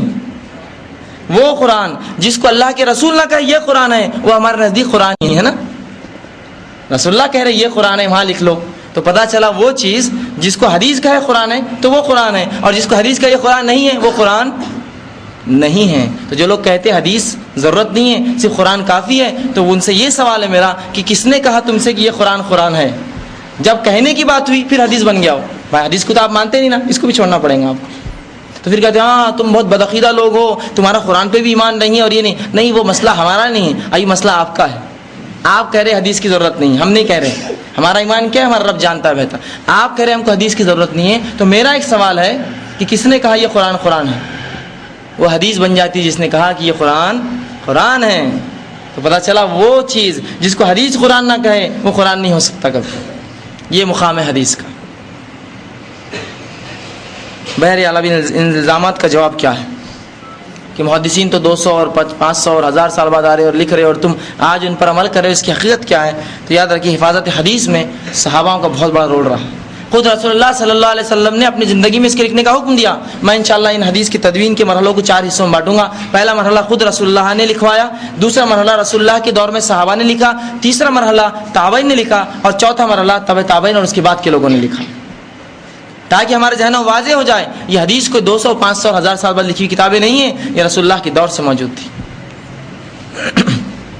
سب سے پہلی چیز تو حفاظت حدیث میں محدثین نے کیا کیا, یا حفاظت حدیث کس طرح کی گئی صحابہ کے دور میں یا رسول اللہ کے دور میں, اور اس کے بعد کے تمام ادوار میں حدیث کی 2 قسم سے حفاظت کی گئی, اللہ کے اس کے بعد کے دوروں میں پھر ایک ہی قسم پر جو اکتفا کیا گیا. سب سے پہلے دور میں حدیث کی 2 قسموں سے حفاظت کی گئی, پہلا حافظہ اور دوسرا جو ہے کتابت. لیکن پہلے دوروں میں, شروعاتی دور میں حافظے پہ زیادہ بھروسہ کیا جاتا تھا اور کتابت پر کم, چونکہ عربوں کی بہت خصوصیت تھی, یاد رکھنا. لیکن بعد جیسا دور نیچے آتا جائیں گا, کتابت پر زیادہ بھروسہ اور حافظے پہ بھروسہ کم ہوتا جائیں گا. لیکن بہرحال خود رسول کے دور میں, صحابہ کے, تابعین, تبع تابعین کے دور میں یہ دونوں ہی طرح سے حفاظت کی گئی. لیکن شروعاتی دور میں حافظہ زیادہ تھا اور کتابت کم, بعد کے دوروں میں کتابت زیادہ ہوئی اور حافظے پہ کم اعتماد کیا جانے لگا, اس لیے کہ جھوٹے لوگ جھوٹی باتیں کہنا شروع کر دیے تھے, لہٰذا اب کتابت پر زیادہ بھروسہ کیا گیا بنسبت جو حافظے سے. ٹھیک ہے, تو 2 قسم سے حدیث کی حفاظت ہوئی, پہلا حافظہ اور دوسری کتابت, مطلب اس کو لکھا گیا. اب آئیے اللہ کے رسول صلی اللہ علیہ وسلم کے دور سے ہم دیکھیں گے کہ حدیث کی شروعات وہاں سے ہوئی لکھنے کی, یا جس طرح سے لوگ کہہ رہے ہیں کہ 100 200 250 سال بعد ہوئی. ہم دیکھیں گے انشاءاللہ عزیز دھیرے دھیرے کہ کب سے جو ہے یہ چیز شروع ہوئی. اللہ کے رسول صلی اللہ علیہ وسلم جو ہے ابتدائی دور میں آپ صلی اللہ علیہ وسلم کی روایت ہے, آپ صلی اللہ علیہ وسلم نے خود قرآن حدیث لکھنے سے منع کیا. یہ بات میں اس لیے کہہ رہا ہوں کہ بہت سے لوگ کہتے ہیں خود اللہ کے رسول نے حدیث لکھنے سے منع کیا, تم کیسے کہہ رہا ہوں, تو یہ بات بھی میں آپ کو بتا رہا ہوں کہ خود مسلم کی روایت ہے کہ آپ صلی اللہ علیہ وسلم نے خود حدیث لکھنے سے منع کیا, اور آپ صلی اللہ علیہ وسلم فرماتے ہیں مجھ سے قرآن سنو سیکھو, قرآن کے سوائے کچھ نہ لکھا کرو, اور جس نے اس کے علاوہ کچھ لکھا ہو وہ مٹا دے, ختم کر دے. تو لوگ یہ حدیث لاتے ہیں, یہ دیکھو خود رسول اللہ نے کہا کہ قرآن مجھ سے جو قرآن لیا کرو, اور اس سے ہٹ کر دوسری چیز جو لکھی مٹا دو, ہے نا. اب اس کا کیا جواب ہے, تو یاد رکھیں اس کا جواب ابن حبان رحمہ اللہ نے, یہ بڑے محدث تھے, وہ اس کا جواب اس طرح دیتے ہیں کہ ان حدیثوں میں یا اس قسم کی حدیثوں میں جہاں آپ صلی اللہ علیہ وسلم لکھنے سے روک رہے ہیں, اس کا مقصد یہ تھا, اس کا مقصد حدیث سے لکھنے سے انکار کرنا نہیں تھا, اس کا مقصد یہ تھا کہ صحابہ ابتدائی دور میں تھے, مرحلے میں تھے, اور ڈر تھا کہ قرآن حدیث میں فرق نہ کر پائے اور دونوں خلط ملط نہ ہو جائے, اس لیے اللہ کے رسول نے صرف قرآن لکھنے کا حکم دیا اور حدیث کو مٹا دینے کا حکم دیا. ٹھیک, لیکن جب یہ معاملہ حل ہو گیا تو اللہ کے رسول نے اجازت دے دی. یا دوسری اس کے تعلق سے جو دوسرا فہم علماء نے لیا ہے کہ رسول اللہ نے جب خود روکا, کیوں روکا, تو علماء کہتے ہیں اس لیے روکا کہ کچھ صحابہ قرآن کے اندر ہی حدیث لکھ دیا کرتے تھے. تو اللہ کے رسول نے کہا جس نے مجھ سے قرآن کے علاوہ کچھ لکھا ہو وہ سب مٹا دے. سمجھ رہے, اور اس کے بعد کے دور میں جب سمجھ گئے کہ اب صحابہ میں ڈر نہیں ہے ملنے کا, کیوں تو اللہ کا کلام اور رسول کا کلام بڑا فصیح اور بلیغ ہوتا ہے, ایک جیسا ہوتا ہے بالکل, اگر آپ پڑھیں گے تو ممکن تھا صحابہ ملا دیں, لیکن جب یہ ڈر ختم ہوا تو خود آپ صلی اللہ علیہ وسلم نے اس کی اجازت دی. اور اس کے تعلق سے روایت میں آپ کے سامنے کہ عبداللہ بن عمر بن عاص رضی اللہ عنہ اللہ کے رسول کے پاس ہے کہ اللہ کے رسول کیا میں لکھا کروں, تو آپ صلی اللہ علیہ وسلم ہاں تم لکھ لیا کرو. کہا لیکن اہل قریش مجھے روکتے ہیں مجھے لکھنے سے, کہتے ہیں رسول اللہ کبھی خوش ہوتے ہیں, کبھی غم میں ہوتے ہیں, کبھی غصے میں ہوتے ہیں, تو کہا لکھ لیا کرو اس حالت میں بھی, اس لیے کہ میری زبان سے کچھ نہیں نکلتا مگر حق. تو انہوں نے شروع کر دیا لکھنا اس کے بعد. اور ایک روایت میں آپ صلی اللہ علیہ وسلم فرماتے ہیں کہ جب انہوں نے اجازت مانگی لکھنے کی تو اللہ کے رسول نے کہا اپنے سیدھے ہاتھ سے لکھا کرو جو کچھ میں کہتا ہوں. اور پھر اس صحابی نے جو ہے لکھنا شروع کر دیا اس کے بعد, اور وہ لکھتے رہے, اور یہ بڑا مشہور واقعہ ہے. اب اسی طرح آئیے اللہ کے رسول صلی اللہ علیہ وسلم کے دور میں جو رسول اللہ نے خود لکھوائی حدیث, میں اس کی بات کر رہا ہوں. یقیناً جو ہے وہ کتابیں وہ حدیثیں ہم تک اس کے بعد کے دور میں دوسری تیسری کرتے کرتے آج اس شکل بخاری, مسلم, ابو داؤد, امام مالک موطا اور دیگر کتب حدیث ہم تک آتی ہے, اس کے ذریعے ہم تک پہنچ گئی ساری حدیثیں جو رسول اللہ نے اپنے دور میں لکھائی تھی. دیکھیے اس کے چند مثالیں دیتا ہوں جو اللہ کے رسول نے خود احادیث لکھائی تھی, اس کی مثالیں دے رہا ہوں. بہرحال یہ رسول اللہ کے دور میں رسول اللہ نے خود جو لکھائی, پھر رسول کے دور میں جو صحابہ نے لکھی. ٹھیک ہے, تو یہ پہلا دور خود رسول اللہ نے جو خود لکھوائی, جس میں سب سے پہلے جو کتاب آتی ہے کتاب الصدقہ. کتاب الصدقہ یہ بڑی مشہور کتاب تھی جس کے بارے میں عبداللہ ابن عمر رضی اللہ عنہ جو ہے وہ اس کو لکھا کرتے تھے. اور آپ صلی اللہ علیہ وسلم سے آپ نے اجازت مانگی اور رسول اکرم صلی اللہ علیہ وسلم اپنی زندگی کے آخری ایام میں سرکاری حکم بھیجنے کے لیے کتاب صدقہ تحریر کروائی جس میں جانوروں کی زکوٰۃ کے مسائل لکھے ہوئے تھے. رسول اللہ نے خود اپنے دور میں ایک کتاب لکھا جس کو کتاب الصدقہ کہا جاتا تھا. جانوروں کی زکوٰۃ کس طرح نکالے اس کے مسائل تھے اس میں, اور رسول اللہ نے خود لکھوائی اپنے ایک صحابی سے.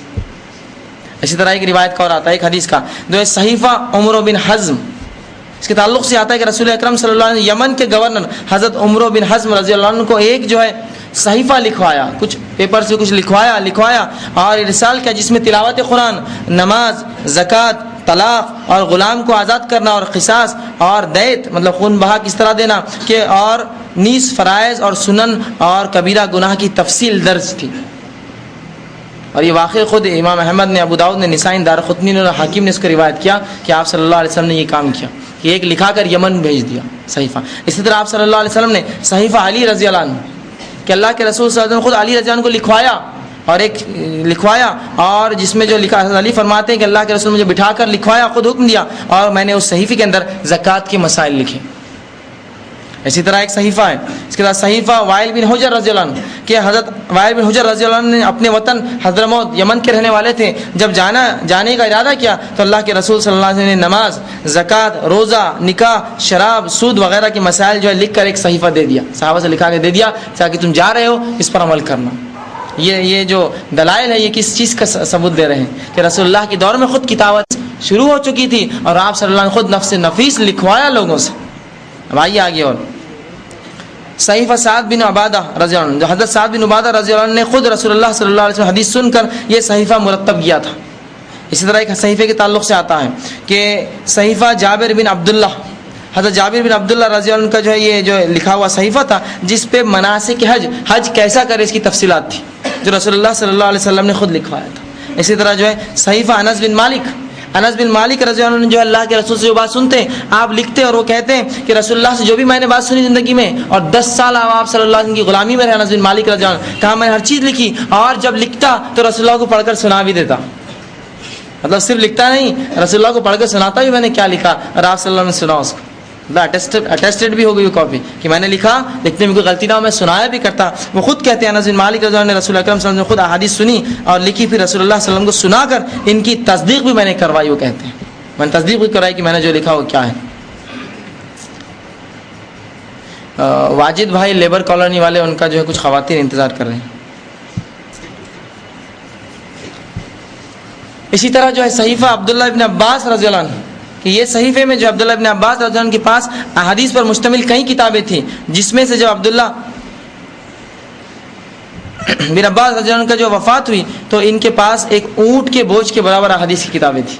اتنی بہت سی احادیث انہوں نے رسول اللہ کی اپنی زندگی میں لکھ چکے تھے. اسی طرح جو ہے صحیفہ صادقہ, یہ بڑی مشہور کتاب ہے جس کو عبداللہ بن عمرو بن عاص رضی اللہ عنہ نے جو لکھا ہے صحیفہ صادقہ, اور اس کے اندر جو ہے احادیث کا بہت بڑا ذخیرہ تھا جس کے بارے میں وہ خود فرماتے ہیں کہ صادقہ وہ کتاب ہے جسے میں نے رسول اللہ صلی اللہ علیہ وسلم سے براہ راست سن کر لکھی, رسول اللہ کے دور میں آپ سے اجازت لے کر خود لکھی. اور یہ پورا کا پورا صحیفہ مسند احمد کے اندر موجود ہے آج کے دور میں. اس نے احمد جو حدیث کتاب ہے انہوں نے اس کو پورا روایت کر دیا اپنی کتاب میں یہ صحیفہ. اسی طرح جو ہے صحیفہ عمر بن خطاب رضی اللہ عنہ, اس کے اندر بھی اللہ کے رسول صلی اللہ علیہ وسلم نے کچھ احکامات دیے تھے جو عمر بن خطاب نے لکھا ہے عاملین کے لیے, جو زکوٰۃ لینے جاتے تھے ان کے کیا حق ہوں گا, وہ کیا کریں گے, کیسا لیں گے, کیا دیکھیں گے, اس کے مسائل تھے پورے. اسی طرح جو ہے صحیفہ عثمان ابن عفان رضی اللہ عنہ, اس میں عثمان ابن عفان رضی اللہ عنہ نے خود لکھا کہ کیا کیا رسول اللہ نے کہا, اس میں حدیث. اسی طرح جو ہے مسند ابو ہریرہ رضی اللہ عنہ, کہ ابو ہریرہ رضی اللہ عنہ کی ایک مسند تھی جو آپ نے خود اپنے ہاتھوں سے لکھی تھی اور الحمدللہ یہ ہم تک آج تک پہنچی ہے ہم تک, جس کو ہم حمام بن منبہ کے نام سے جانتے ہیں, صحیفہ حمام بن منبہ. یہ آتا ہے کہ ابو ہریرہ رضی اللہ عنہ کے ایک شاگرد جن کا نام حمام بن منبہ تھا, یہ آپ ابو ہریرہ سے حدیث روایت کرتے ہیں اور اس کا نام مشہور تھا, لیکن یہ صحیفہ ملا نہیں تاریخ میں کبھی. لیکن الحمدللہ اس کے بعد جو ہے ڈاکٹر احمد شاکر نے اس کو تلاش کیا اور دمشق کی لائبریری میں یہ صحیفہ حمام بن منبہ کے نام سے جوں کا تو جس طرح تاریخ میں آتا کہ 137 حدیث تھی, پوری کی پورے 137 حدیثوں کے ساتھ ملا. اور دوسرا نسخہ الحمدللہ برلن کی لائبریری میں جرمنی میں ایک ملا اور انہوں نے اس کو بھی لایا. جب دونوں کو ملایا گیا, دونوں نسخے ہو اور جب لیا گیا تو مسند احمد نے پورے 137 حدیث امام ہوئے کی روایت کر دی اپنی حدیث. جب اس سے بھی لگایا گیا وہ نسخہ, یہ نسخہ اور یہ تیسرا جو ہم تک پہنچا امام احمد کے ذریعے, وہ تینوں ہو بہو تھے. تو ایک نمونہ تو رسول اللہ کی زندگی کے حدیث کا ہم ابھی دیکھ سکتے ہیں. اسی طرح جو ہے خطبہ فتح مکہ، رسول اللہ صلی اللہ علیہ وسلم فتح مکہ کے وقت خطبہ دیا، اور اس کے بعد جو ایک شخص آیا یمن کا رہنے والا، اس کا نام ابو شاہ، روایت میں آتا ہے کہ ابو شاہ رضی اللہ عنہ آئے اور کہا اللہ کے رسول جو آپ نے ابھی لکھا مجھے حکم دے کسی کو کہ لکھ کر دے. اور اللہ کے رسول نے کہا اکتب کہ لکھو، ابو شاہ کے لیے لکھ کر دو. اور ایک صحابی نے لکھ کر وہ پورا خطبہ دے دیا اور وہ ساتھ یمن لے گئے خطبہ اٹھا کر. رسول اللہ نے خود حکم دیا اس چیز کا. اسی طرح جو ہے روایت حضرت عائشہ صدیقہ رضی اللہ عنہ سے جو ہے روایتیں آتی ہیں جو کہ آپ صلی اللہ علیہ وسلم سیدھے وہ روایت کرتے ہیں، اور وہ ہم تک جو ہے ان کے شاگرد عروہ بن زبیر رضی اللہ عنہ کے پورا قلم بند ہو کر ہم تک پہنچا ہے. ٹھیک ہے. اسی طرح جو ہے صحیفہ صحیحہ یہ حضرت ابو ہریرہ رضی اللہ عنہ نے جو مرتب کیا تھا اور اپنے شاگرد حمام بن منبہ کو یہ جو ہے لکھوایا تھا. اور جیسا میں نے کہا یہ دونوں صحیفے ہم تک جو ہے بحالت ضرور جیسے صحیح یوں کا توں 137 حدیثوں کے ساتھ واپس ہمیں ملے ہیں. اسی طرح جو ہے صحیفہ بشیر بن نہیک کہ اللہ کے رسول صلی اللہ علیہ وسلم حضرت ابو ہریرہ رضی اللہ عنہ کے ایک دوسرے شاگرد بشیر بن نہیک جو ہے ان سے ایک روایت جو اللہ جو ابو ہریرہ سے وہ کرتے تھے وہ بھی آج ہمارے پاس پہنچی. اسی طرح جو رسول اللہ صلی اللہ علیہ وسلم کئی خطوط جو آپ نے بادشاہوں کو لکھے الحمدللہ پورا کا پورا ذخیرہ ہمارے پاس موجود ہے. رسول اللہ کے خطوط بادشاہوں کے نام یہ کتاب ملتی ہے آج ہمارے. تو خود رسول اللہ نے لکھا یہ، اور یہ خطوط بھی اپنے آپ میں حدیث ہو گئے. اس میں حکم دیا بادشاہوں کو اور انہوں نے جو اسلام کی دعوت دی اور یہ تمام چیزیں جو اس کے اندر لکھی بھی تھی. تو یہ پہلا مرحلہ تھا جس میں خود اللہ کے رسول صلی اللہ علیہ وسلم نے حدیثیں لکھوائی. اب آپ کہیں گے اس میں سے تو ایک کے آپ نے کہا ہم تک آئی، باقی کہاں ہیں؟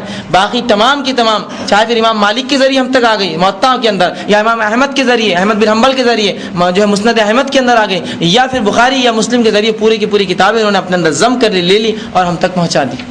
لہٰذا وہ کتابیں باقی نہ رہی. اس کے بعد کی ادوار کی کتابوں کا نام مشہور ہو گیا. یہ کتابیں غائب ہو گئی اس لیے کہ وہ پوری کی پوری لے لی گئی تھی اور بہت تھوڑی تھوڑی حدیثوں پر مشتمل تھی. یہ کتابیں 100 150 50 140 200 بس اس قسم سے جو صحابی نے جو سنا بس لکھ کے رکھتا تھا اپنے پاس. حتیٰ کہ انس بن مالک رضی اللہ عنہ کے تعلق سے آتا ہے کہ لوگ ان کے پاس جاتے اور ان سے کوئی مسئلہ پوچھتے، جب وہ کوئی مسئلہ بیان کرتے تو وہ کہتے ہم نہیں سنیں گے ایسے، کتاب لا کر بتاؤ.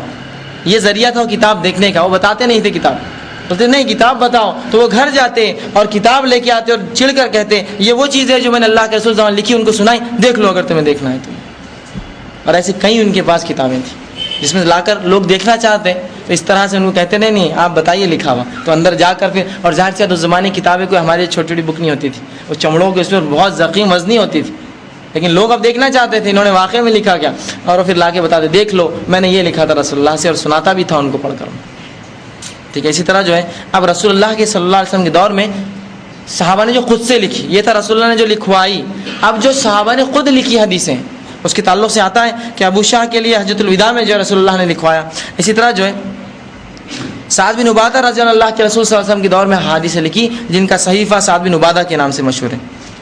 اسی طرح جو ہے سمرہ بن جندب رضی اللہ عنہ انہوں نے بھی جو اللہ کے رسول صلی اللہ علیہ وسلم کی حدیثیں جو اللہ کے رسول سنی تھی تمام لکھی. اسی طرح جو جابر بن عبداللہ رضی اللہ عنہ، اسی طرح عبداللہ بن عباس نے، عبداللہ بن عمرو بن عاص اور انس بن مالک رضی اللہ عنہ جو اللہ کے رسول صلی اللہ علیہ وسلم سے خود رسول اللہ کے حکم پر بھی لکھی اور الگ سے بھی وہ لکھی اپنے طور سے احادیث. اسی طرح جو ہے عبداللہ بن ابی اوفا جو انہوں نے بھی جو رسول اللہ صلی اللہ علیہ وسلم میں حدیثیں لکھی کہ میں نے خود عبداللہ کے ہاتھ کے لکھے ہوئے، اور امام بخاری کہتے ہیں کہ میں نے خود عبداللہ کے ہاتھ کے لکھا ہوا مصحف جو صحیفہ دیکھا اور اس سے حدیثیں روایت کی.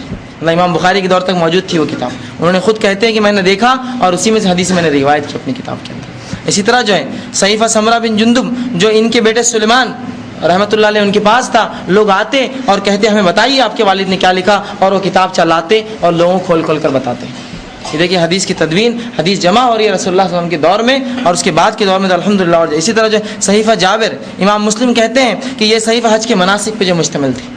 اسی طرح جو ہے صحیفہ انس بن مالک مستدرک حاکم نے جو اس واقعے کو روایت کیا کہ سعید بن ہلال بیان کرتے ہیں کہ انس بن مالک رضی اللہ عنہ جب زیادہ اصرار کیا جاتا تو کہتے ہیں تو ہمارے لیے ایک چونگا نکال لاتے اور اس میں سے نکال کر کہتے یہ ہے وہ حدیث ہے جو میں نے اللہ کے رسول صلی اللہ علیہ وسلم کے دور میں لکھی تھی، دیکھ لو اتنا حدیث میں.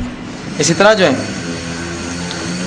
رسول اللہ صلی اللہ علیہ وسلم کے بعد کے دور میں یہ بات بالکل واضح ہے. میں سمجھتا ہوں کہ اللہ کے رسول نے پہلے دور میں منع کیا لیکن دوسرے دور میں خود حکم دیا کہ حدیثیں لکھی جائیں. اگر یہ مطلق نہیں لکھنے کا حکم ہوتا رسول اللہ کا تو آپ کبھی یہ نہ کہتے اور یہ الفاظ ادا نہ کرتے جو جانتے مجھ پر جھوٹ باندھے وہ اپنا ٹھکانہ جہنم سمجھ لے. اگر لکھنے کا معاملہ ہی نہیں ہوتا تو جانتے مجھتے جھوٹ باندھنے کا حکم کیوں دیتے رسول اللہ, اور کیوں ڈراتے کہ میرے نام سے کوئی جھوٹی بات منسوب نہ کرو. تو پتہ چلا رسول اللہ کا مقصد تھا لکھنا, لیکن ابتدائی دور میں منع کیا, بعد کے دور میں آپ صلی اللہ علیہ وسلم نے خود حکم دیا. اسی طرح تابعین کے دور میں اس کے تعلق سے ڈاکٹر مصطفیٰ اعظمی, یہ بڑے مشہور محدث ہیں, یہ لکھتے ہیں کہ تابعین کے دور میں کم و بیش 252 صحیفے لکھی گئی, 252 حدیثی کتابیں رائج تھی تابعین کے دور میں جو انہوں نے لکھی, جس میں سے مشہور جو وہ گناتے ہیں اور لکھتے ہیں حضرت عامر بن شعبی, یہ 103 ہجری میں جو ہے ان کا انتقال ہوا. میں جو بھی اب ہجری لوں گا یہ انتقال کا ہے. تو جب 203 میں انتقال پایا تو ظاہر سی بات اس سے پہلے حدیثیں لکھ چکے تھے. اب آپ سمجھ لیجیے, اب زندگی جو مرحلہ میں لکھا گیا, بہرحال انتقال 103 میں پایا ہوا ان کا, تو مطلب اس سے پہلے یہ حدیثی کتاب لکھ چکے تھے, جمع کر چکے تھے حدیثیں. اسی طرح جو ہے حضرت ابن اسحاق 150 ہجری میں ان کا انتقال ہوا, اور ظاہر سے اس سے پہلے وہ لکھ چکے. اس طرح امام اوزاعی بڑے مشہور جو ہے محدث تھے, انہوں نے 157 ہجری میں جو وفات پائی, اس سے پہلے ظاہر سی بات ہے ان کی کتاب لکھی جائے. اسی طرح جو سفیان ثوری رحمہ اللہ 161 ہجری میں ان کا انتقال ہوتا ہے, اس سے پہلے یہ کتاب لکھ چکے ہیں. اور امام سفیان ثوری, امام اوزاعی, یہ بہت بڑے بڑے امام ہیں, یہ بہت بڑے بڑے امام گزرے اس دین اسلام کے. اسی طرح جو ہے امام مالک رحمہ اللہ, جن کا موطا میں سمجھتا ہوں یہ سب کے سامنے آیا ہے, افسوس کہ لوگوں نے مسئلہ کی کتاب سمجھ کر اسے چھوڑ دیا, جبکہ ابتدائی دور میں بخاری, مسلم اور تیسرا درجہ موطا امام مالک کا تھا. حدیثی کتاب میں سب سے مشہور اور معروف یہ کتاب ہے, حتیٰ کہ ان کی کتاب کے اندر جو کہ 179 میں انہوں نے ہجری میں انتقال ان کا ہوا, ان کی حدیثی کتاب میں ایسی سندیں ہیں جسے جو ہے سنہری سندیں کہتے ہیں. صرف 3 راوی, صرف 3 راوی, ہم نے ان سے, انہوں نے ان سے, اور ان سے میں نے, صرف 2 اور 3 راوی ان کے حدیثی کتاب کے اندر. اس کے برعکس دوسروں میں 2 3 4 8 10 11 تک ہوتے ہیں, لیکن ان کی کتاب آپ پڑھیں گے تو گولڈن چین اس کو کہتے ہیں, سنہری جو ہے سندیں ہوتی ہیں. صرف 3 راوی یا 4 راوی سے بات پوری حدیث امام مالک لکھتے ہیں کہ چوتھا میں یا تیسرا میں, صرف 2 سے سنتے اپنے اوپر سے. ان افسوس اس کو ہم نے مسلک کی کتاب سمجھ کے چھوڑ دی. یہ بہت جو ہے پائے کی کتاب ہے جو ہے امام مالک نے لکھی, جو ہے موطا امام مالک کے نام سے. اسی طرح جو ہے عبداللہ ابن مبارک جو کہ امام بخاری کے استاد بھی تھے, 181 ہجری میں انتقال ہوا, ان کی بھی ایک مصحف تھی, انہوں نے بھی حدیث کی کتاب لکھی تھی. اسی طرح جو ہے عبداللہ بن وہب رحمۃ اللہ, انہوں نے بھی جو ہے 197 ہجری میں جو ہے وفات پائی, اس سے پہلے اس کا مطلب جو ہے کتاب لکھ چکے تھے. اسی کے ساتھ جو ہے مسند اسد بن موسیٰ جو کہ 212 ہجری میں انہوں نے انتقال کیا, اس سے پہلے ہی اپنی کتاب لکھ چکی. اسی طرح جو ہے مسند حمیدی, یہ بھی بڑی مشہور کتاب تھی حدیث کی, جو کہ 219 ہجری میں امام حمیدی نے جو ہے انتقال جو ان کا ہوا, اس سے پہلے کتاب لکھی. اسی طرح مسند احمد بن حنبل, مشہور کتاب ہے یہ بھی حدیث کی, جو احمد بن حنبل جو ہے رحمہ اللہ, یہ جو ہے 241 ہجری میں انہوں نے وفات پائی, اس سے پہلے کتاب لکھ چکے تھے. اور اس کتاب کو بھی ہم نے مسلک کی کتاب سمجھ کے چھوڑ دیا, جبکہ یہ کتاب تو اتنی ضخیم, اتنی بڑی ہے کہ 30,000 حدیثوں کا مجموعہ ہے اس کے اندر. مجموعہ اتنی بڑی کتاب ہے, 30,000 حدیثیں ہیں اس کتاب کے اندر. یہ حدیثوں کی کتاب میں سب سے بڑا ذخیرہ ہے, یاد رکھیے, سب سے بڑا ذخیرہ 30,000. مطلب آپ پوری کتابیں ملا لیں کتب ستہ کی, مل کر بھی اس کے برابر نہیں پہنچ, اس لیے کہ 30,000 حدیثیں, ہر حدیث جو اپنے آپ میں الگ ہے. بخاری میں 7,000 حدیثیں ہیں, لیکن بہت سی حدیثیں ایک جیسی ہیں. اگر کل نکالے تو 2500 حدیثیں جو ایک ہے صرف, لیکن ان کی پوری 30,000 حدیثیں پوری سب جو ہے الگ ہے ایک دوسرے سے. تو پورا کتب ستہ جس کو کہتے ہیں, مشہور 6 کتابیں, ان کو بھی جمع کر لیں تو اس ایک کتاب کی برابری نہیں ہوتی, اتنی احادیث جمع کی انہوں نے. اور اسی طرح جو ہے اس کے بعد جو ہے صحیح بخاری, جس کو امام بخاری رحمہ اللہ 256 ہجری میں جو ہے. اسی طرح جو صحیح مسلم 261 ہجری میں انہوں نے انتقال پایا. اسی طرح جو اس کے بعد سنن دارمی 255 ہجری میں انہوں نے انتقال پایا. سنن ابن ماجہ 273 ہجری میں, اور اس کے بعد سنن ابو داؤد 275 ہجری میں ابو داؤد کا انتقال ہوا. اور سنن ترمذی 279 اور سنن نسائی 301 ہجری میں امام نسائی نے انتقال کیا. تو یہ تھا ایک مختصر سا جو میں نے آپ کو وہاں سے صحابہ کے دور میں جو حدیثیں لکھ گئی, تابعین کی دور میں جو لکھی گئی, اور تابعین اور اماموں کے دور میں. اب آپ کہیں گے وہ پہلی کتابیں کہاں ہیں, وہ سب ضم ہو گئی ان اب کتابوں میں جو ہمارے پاس آج مشہور اور معروف رائج کتابیں. ایک اور الزام جو حدیثوں میں لگتا ہے کہ امام بخاری کو 3 لاکھ حدیثیں یاد تھی, تو لوگ سوال کرتے ہیں ہاں بخاری میں تو 7,000 ہے, باقی کہاں گئی 2,93,000. اور امام احمد بن حنبل کے تعلق سے آتا ہے 4 لاکھ حدیثوں کا حافظہ تھا, یا ایک روایت میں ابن کثیر لکھتے ہیں 7 لاکھ حدیثوں کی حفظ تھا, ان کو حافظہ تھا. تو بولیں گے 7 لاکھ کہاں گئی, 30,000 ہی لکھا انہوں نے. تو یاد رکھیے جب بھی یہ بات کہی جا رہی ہے کہ 7 لاکھ حدیثیں 3 لاکھ حدیثیں, تو یہاں حدیث سے مراد فردن حدیثیں نہیں ہیں, سند کو بھی حدیث کہتے ہیں محدثین سند کو بھی حدیث کہتے ہیں. تو اگر ایک حدیث کئی سندوں سے آتی ہے, سب کو گنتے ہیں وہ ایک, اس میں ایک حدیث ہے جو کئی سند, جیسا کہ انما الاعمال بالنیات, عمر بن خطاب اس کے راوی ہے, اور یہ 700 سندوں سے آتی ہے. تو یہ حدیث کو اب کتنے گنیں گے محدثین؟ کتنا بولیں گے؟ 700 حدیث گنیں گے اس کو، اس لیے کہ 700 سند سے آ رہی، متن نہیں کی سب کا. تو یہ ایسا ہو کر 7 لاکھ 2 لاکھ اور 4 لاکھ ہوتی ہے. ورنہ وہ کہاں گئی بولے 2,63,000 جلا دیے کر دیا، ایسا کیوں؟ تو وہ سندیں تھی اتنی زیادہ، حدیث وہی تھی. اب کہیں صحابہ نے سنا، کہیں تابعین نے سنا، سب سے وہ سنتے اور سب کی سند لکھتے، سب کی سندیں لکھتے. اب سند کو بھی وہ حدیث مانتے، اسی لیے یہ لاکھوں کی تعداد بن جاتی ہے آگے جا کر. ٹھیک ہے، بہرحال تو یہ مختصر سی چند باتیں تھی احادیث کے تعلق سے. تو کوئی اب میں سمجھتا ہوں یہ نہ سمجھے کہ احادیث ذنی ذخیرہ ہے، یا حدیث دل کی اپج ہے، یا حدیث تو کوئی اس کی دلیل نہیں کہ رسول اللہ سے ثابت ہوں گی، یا حدیث سے عمل کرے تو ٹھیک ہے، نہیں کرے تو بچ جائیں گا. یاد رکھیے ایسی باتیں نہیں ہیں. یہ بھی ویسا ہی مقام رکھتی ہے اس دن میں جس طرح سے اللہ کی کتاب قرآن رکھتی ہے. بس فرق اتنا ہے کہ اس کی تلاوت ہوتی ہے اور یہ غیر تلاوت ہے احادیث، لیکن اس کی اہمیت میں کوئی کمی نہیں آتی ہے. حتیٰ کہ بہت سی بار جو ہے احادیث جو ہے قرآن کے بہت سے احکامات کو منسوخ کر دیتی ہے، اس کو ختم کر دیتی ہے. اس کا یہ درجہ ہے. بہرحال آخر میں اللہ سبحانہ تعالیٰ سے دعا کروں گا کہ اللہ سبحانہ تعالیٰ ہمیں جو ہے کہنے سننے زیادہ جو عمل کی توفیق دے، اور اللہ کے رسول صلی اللہ علیہ وسلم کی احادیث کو سمجھنے کی توفیق دے، اور اللہ سبحانہ تعالیٰ ہمیں صحیح اسلامی عقیدے پر چلنے کی توفیق عطا فرمائے، دین اسلام کی صحیح سمجھ ہمیں عطا فرمائے. جب تک زندہ رکھے اسلام اور ایمان پر زندہ رکھے، جب بھی موت ایمان پر موت دے. وآخر دعوانا الحمدللہ رب العالمین. سبحان ربک رب العزۃ عما یصفون وسلام علی المرسلین والحمدللہ رب العالمین. اگر آپ کو کوئی بات نہ سمجھی ہو اس درس سے کٹ کر کے نہ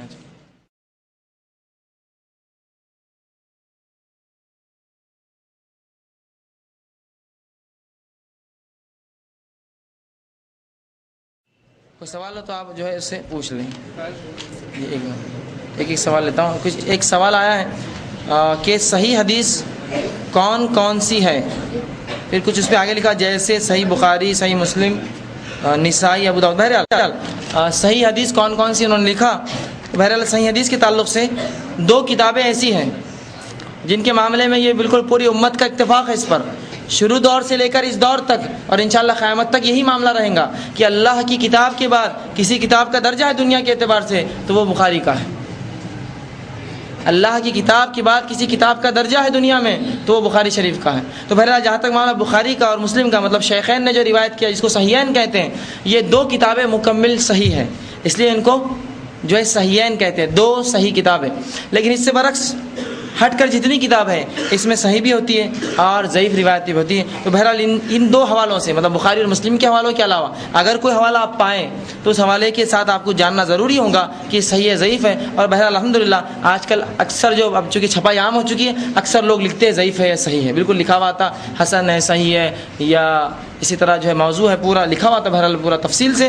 تو آپ اس کے علاوہ یہ 2 کتابوں کے علاوہ کوئی کتاب کا حوالہ پائے تو آپ کو چیک کرنا ضروری ہے، جانچنا جاننا ضروری ہے کہ یہ صحیح ہے ضعیف ہے. برعکس اس کے کون سی حدیثیں صحیح ہیں تو بخاری مسلم 2، اور اس کے علاوہ تمام کتابوں میں صحیح حدیثیں آتی ہیں، لیکن آپ اس کو آپ جانچنا ہوگا کہ صحیح ہے نہیں ہے، چونکہ ان دونوں کتابوں کے علاوہ تمام ذخیرے میں صحیح ضعیف دونوں پائی جاتی ہیں. جی صحیح اور ضعیف حدیث کیسے مطلب عمل کرنا چاہیے، کیا رہتی ہے؟ بھائی نے سوال کیا کہ صحیح اور ضعیف حدیث کیا ہوتی ہے اور کیا عمل کرنا چاہیے دونوں پر. تو سوال کا پہلا حصہ تھا صحیح اور ضعیف کیا حدیث کیا ہوتی ہے. تو پہلی چیز تو یہ کہ صحیح اور ضعیف حدیث کیا ہوتی ہے یہ ہم اور آپ نہیں جان سکتے، یہ ہم اور آپ نہیں جان سکتے جب تک کہ اس کا پورا ایک علم ہے وہ ہم نہ جان لیں. اسماء و رجال کا علم ہے اس کے پیچھے اور بہت سارا علم ہے. تو یہ کون بتائیں گا کون سی حدیث صحیح اور کون سی ضعیف ہے؟ یہ محدثین نے یہ کام کر دیا. لیکن ایک جو شک ہے اس کا ازالہ کرتا ہوں. کچھ لوگ یہ سمجھتے ہیں اور یہ دعویٰ بھی کرتے ہیں ایک شخص جو ہے 20ویں صدی میں اٹھا اور تمام کتابوں کو لیا اور صحیح ضعیف کر کے دونوں کو فرق کر کے چلا گیا، اس کی کیا مجال تھی، ایسا اس نے کیوں کیا؟ ناصر الدین البانی رحمہ اللہ کے تعلق سے کہتے ہیں کہ وہ شخص اٹھا اور پورا صحیح ضعیف کر کے چلا گیا، وہ ہوتا کون ہے؟ تو یاد رکھ لیجئے جو آج کے دور میں، کیونکہ ناصر البانی جو پچھلی صدی کے بہت بڑے محدث تھے اور انہوں نے صحیح اور ضعیف کو الگ کیا، انہوں نے اپنی خواہشات و دل سے نہیں کیا، بلکہ امام ترمذی نے ایک حدیث روایت کی اور کہا کہ یہ ضعیف ہے، انہوں نے لکھ دیا اس کے آگے کہ ضعیف ہے. تو انہوں نے تو صرف لکھ دیا، ان اماموں نے کیا کہا نہ کہ اپنے دل سے آج لے کر بیٹھے اور سوچے یہ ضعیف ہے یا صحیح ہے. سمجھے آپ؟ کچھ لوگ یہی سمجھتے کہ وہ سعودی عرب میں ایک عالم اٹھا لے کے بیٹھے اور صحیح ضعیف لکھ دیا، ایسا کچھ نہیں کیا، بلکہ جو اماموں نے پچھلے دوروں میں کہہ چکے تھے کہ یہ ضعیف ہے لیکن لکھا ہوا نہیں تھا، بس انہوں نے پرنٹنگ فارم میں لا دیا یہ ضعیف ہے یہ صحیح ہے. اب دوسرا کیا صحیح اور ضعیف حدیث پہ عمل کیسا ہو، تو اس کا علم حاصل کرنا ہوگا جاننے کے لیے، تو علماء نے محدثین نے بتا دیا، وہ ہمارے لیے کافی۔ دوسرا، کیا دونوں پر عمل ہوگا، تو بہرحال ضعیف حدیث پر عمل نہیں کیا جائے گا۔ جو حدیث دین کے اندر لائق عمل ہے وہ ہے صحیح حدیث، اس کے بعد جو ہے حسن حدیث یا حسن لغیرہ یا صحیح لغیرہ جس کو ہم کہتے ہیں، یہ چاروں ہی حدیثیں ایسی ہیں جو لائق عمل ہے۔ اس کے علاوہ جتنی حدیثیں موضوع ہو یا ضعیف ہو وہ لائق عمل اور لائق اتباع نہیں ہے۔ آنسر دینا ہے خواتین کی طرف سے کوئی سوال؟ جی جی جی ایک منٹ۔ عام طور پہ ایک اعتراض یہ کیا جاتا کہ امام ابو حنیفہ کا جو پیریڈ ہے جی ان کا انتقال 150 میں ہوا جی جبکہ امام بخاری 256۔ جی تو یہ کیسے ممکن ہے کہ جو حدیث امام بخاری کو پہنچی وہ امام ابو حنیفہ کو نہیں پہنچی ہو؟ اچھا، یہ کیسے کیا ممکن ہے؟ بہت اچھا سوال آیا ہے کہ امام ابو حنیفہ رحمہ اللہ جو ہے وہ سن 80 ہجری میں ان کی پیدائش کوفہ کی اور سن 150 ہجری میں انتقال ہوا، جبکہ امام بخاری کی وفات ہم دیکھ رہے ہیں 250 کے قریب ان کی وفات ہو رہی ہے۔ تو ایسا کیسے ہوا کہ ایک حدیث امام ابو حنیفہ تک نہ پہنچے اور امام بخاری تک پہنچ گئی ہو؟ یہ کیسے ہوا پھر ممکن ہے؟ تو سب سے پہلی چیز تو یہ یاد رکھ لیجئے، امام ابو حنیفہ رحمہ اللہ کے پاس احادیث ہو سکتا ہے پہنچی بھی ہوں گی، لیکن بہت سے معاملات میں خود حنفی مسلک نے اختلاف کیا اور امام ابو حنیفہ سے روایت نہیں لی۔ مثال کے طور پہ عقیدے کے اندر امام ابو حنیفہ کوئی قول نہیں لیا جاتا ہے، یہ بالکل بات آپ علماء سے بات کریں، امام ابو حنیفہ کا جو عقیدہ تھا وہ عقیدہ نہیں لیا جاتا۔ دوسری چیز، امام ابو حنیفہ رحمہ اللہ نے کبھی کوئی کتاب نہیں لکھی اپنی زندگی میں، اللہ کی ایک کتاب کے تعلق سے آپ کی طرف منسوب کیا جاتا ہے فقہ الاکبر، بڑا فقہ، لیکن اس کے تعلق سے علامہ شبلی نعمانی رحمہ اللہ کا قول بیان کرتا ہوں، وہ کہتے ہیں فقہ الاکبر امام صاحب کی طرف منسوب کرتا کتاب ہے، اس کی کوئی سند نہیں ہے۔ اور علامہ شبلی نعمانی کون ہے؟ شمس العلماء کہا جاتا ہے، ہندوستان میں عالموں کے یہ سورج کہے جاتے ہیں۔ وہ کہتے ہیں کہ یہ الزام ہے آپ نے کوئی کتاب نہیں لکھی اپنی زندگی میں۔ تو پہلی چیز تو یہ کہ امام ابو حنیفہ کے دور میں حدیثیں تھی نہیں تھی، کتنی تھی معلوم تھی، ہم کو کیسے پتہ چلیں گا جبکہ کوئی کتاب ہی ان کی نہیں ہے؟ اور یہ بھی ایک تقوی کی علامت ہے، یاد رکھیے، یہ تقوی کی علامت ہے کہ لوگ لکھتے نہیں تھے ڈر کر کہیں میں کوئی غلط بات نہ لکھ دوں اور پکڑ نہ ہو جائے اللہ کے پاس میری، یہ تقوی کی علامت تھی، نہ کہ یہ لا علمی کی۔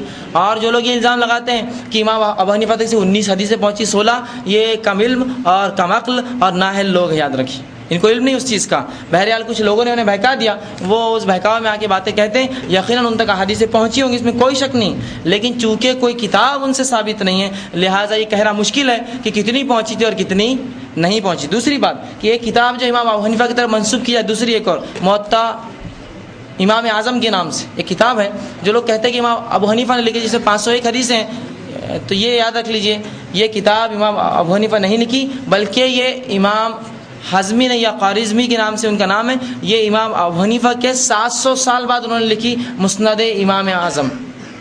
تو ظاہر سی بات ہے اس پر بھی جو اعتبار نہیں کیا جائے گا۔ اور اسی طرح جو ہے اور بھی لوگ الزام لگاتے ہیں کہ فلاں امام فلاں امام فلاں امام، ان تک جو بات نہیں پہنچی وہ کیسے کیا امام بخاری تک پہنچ گئی؟ تو لہٰذا اس سے پہلے وہ دیکھ لے امام جو ہے امام مالک کا دور دیکھ لے، امام مالک تک باتیں پہنچی، امام شافعی تک باتیں پہنچی، امام احمد بن حنبل نے ایک حدیثی کتاب لکھ دی۔ بہرحال امام ابو حنیفہ چونکہ کوئی کتاب ثابت نہیں ہے تو لہٰذا یہ بولا نہیں جا سکتا کہ ان تک جو بات پہنچی نہیں پہنچی وہ امام بخاری کے پاس کیسے پہنچی ہو، بلکہ ان تک ہو سکتا ہے بات پہنچی ہوں گی، لیکن بہرحال ایک تقوی کا علامت ہے، وہ ڈر گئے ہوں گے کہ کہیں میں کوئی چیز لکھ دوں اور کہیں نبی کی طرف غلط بات منسوب نہ ہو جائے، لہٰذا انہوں نے احتیاط کر لیا ہوگا اور وہ بات نہیں لکھی۔ بہرحال ان کے بعد کے دور میں ان کے خود شاگرد امام محمد کی جو کتاب ہے آپ پڑھیے، جو ہے موطا امام محمد، کم و بیش 1005 حدیثیں اس میں انہوں نے روایت کرتے ہیں، اور وہ آپ دیکھ سکتے ہیں، وہ ایک مثال ہے امام جو حنفی مسلک کے بہت پائے کے امام ہیں امام محمد، ان کا آپ دیکھ سکتے ہیں موطا ہے، اور اس کے بعد کے علماء کی اور بھی کتابیں موجود ہیں۔ تو بہرحال یہ معاملہ پہنچنے اور نہیں پہنچنے کا نہیں ہے۔ اور دوسری بات یاد رکھ لیجئے، کبھی ہوتا ہے تھوڑا سا خاموشی اختیار کریں کہ ایک علم کی بات ایک شخص تک پہنچتی ہے دوسرے تک نہیں پہنچتی ہے، یہ بھی ہو سکتا ہے۔ بہت سی حدیثیں خود صحابہ کو نہیں معلوم تھی، بہت سی حدیثیں خود تابعین کو نہیں معلوم تھی، بعد میں پتہ چلی، مطلب ایک صحابی کو پتہ ہے دوسرے کو نہیں پتہ ہے، ذخیرہ بعد میں جمع ہوا، ٹھیک ہے، تو لہٰذا ہو سکتا ہے جب تک ذخیرہ نہ جمع ہوا ہوگا لہٰذا اس کی کمی ہوں گی۔ بہرحال لیکن اس کے بعد اگر کوئی حدیث ان تک پہنچتی اور صحیح ہوتی تو امام ابو حنیفہ کا بڑا مشہور قول ہے، اور دو قول میں رکھ دیتا ہوں، کسی عالم کے لیے یا کسی شخص کے لیے جائز نہیں ہے، یا دوسرے الفاظ میں کہ ایک شخص کے لیے حرام ہے کہ کوئی فتویٰ دے، جو میں نے فتویٰ دیا میری بات پہ فتویٰ دے جب تک کہ وہ یہ نہ جانے کہ میں نے اسے کہاں سے لیا ہے۔ اور دوسری بات میں فرماتے ہیں جب کوئی صحیح حدیث سے میری بات ٹکرا جائے تو میری بات کو دیوار پہ دے مارو۔ اور تیسری بات میں فرماتے جو ان سے امام ابو حنیفہ سے اگر صحیح حدیث کو مل جائے وہی میرا مذہب ہے، فہو مذہبی، وہی میرا مذہب ہے اگر صحیح حدیث مل جائے. تو پتہ چلا کہ امام ابو حنیفہ رحمۃ اللہ جانتے تھے کہ صحیح حدیث پوری ابھی جمع نہیں ہوئی، لہٰذا میرے بعد بھی اگر آ جائے اور میری باتیں اس سے ٹکرا جائے تو میری بات کو چھوڑ دینا، اس کو لے لینا، وہی جو ہے. اور آپ جتنے اماموں کے تعلق سے پڑھیں گے سب نے حدیث کا اتنا بلند درجہ دیا ہے، افسوس کہ ہم لوگ جو حدیث کو جو ہے بہت چھوٹی سی چیز سمجھ کر یوں ہی چھوڑ دیتے ہیں. بہرحال ایک سوال خواتین کا، پھر ایک اس کے بعد آپ کا.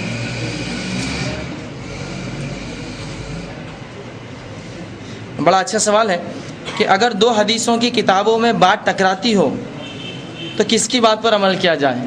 تو اب یاد رکھیے، اصول یاد رکھ لیجئے، کبھی بھی قرآن سے نہیں ٹکرا سکتا، اور کبھی بھی صحیح حدیث سے نہیں ٹکرا سکتی، اور کبھی بھی قرآن اور حدیث ٹکرا نہیں سکتے ایک دوسرے سے. اللہ کے بس ظاہر ایسا لگتا ہے کہ ٹکرا رہے ہیں، لگتا ہے ایسا، لیکن جب آپ اس کو دیکھیں گے اور سوچیں گے تو یہ بھی صحیح اور یہ بھی صحیح ہوتا ہے. اس کے اندر ایک اصول ہوتا ہے، بہرحال مختصر سے بول دیتا ہوں، وقت نہیں ہے. اصول تطبیق کا اصول ہوتا ہے علماء کے نزدیک، محدثین اور مفسرین کے نزدیک تطبیق کا اصول. جب دو آیتیں ایک دوسرے کے برخلاف دکھے تو اس میں تطبیق کا اصول یہ ہوتا ہے کہ دونوں پر عمل کیا جائے. تو اگر دو حدیث جیسا آپ نے کہا ٹکرا رہی ہے تو کس پر عمل کریں؟ تو اگر دو حدیث ہیں دونوں ہی صحیح ہیں تو تطبیق کا اصول لاگو کیا جائے گا، دونوں پر عمل کیا جائے گا. بہرحال جی.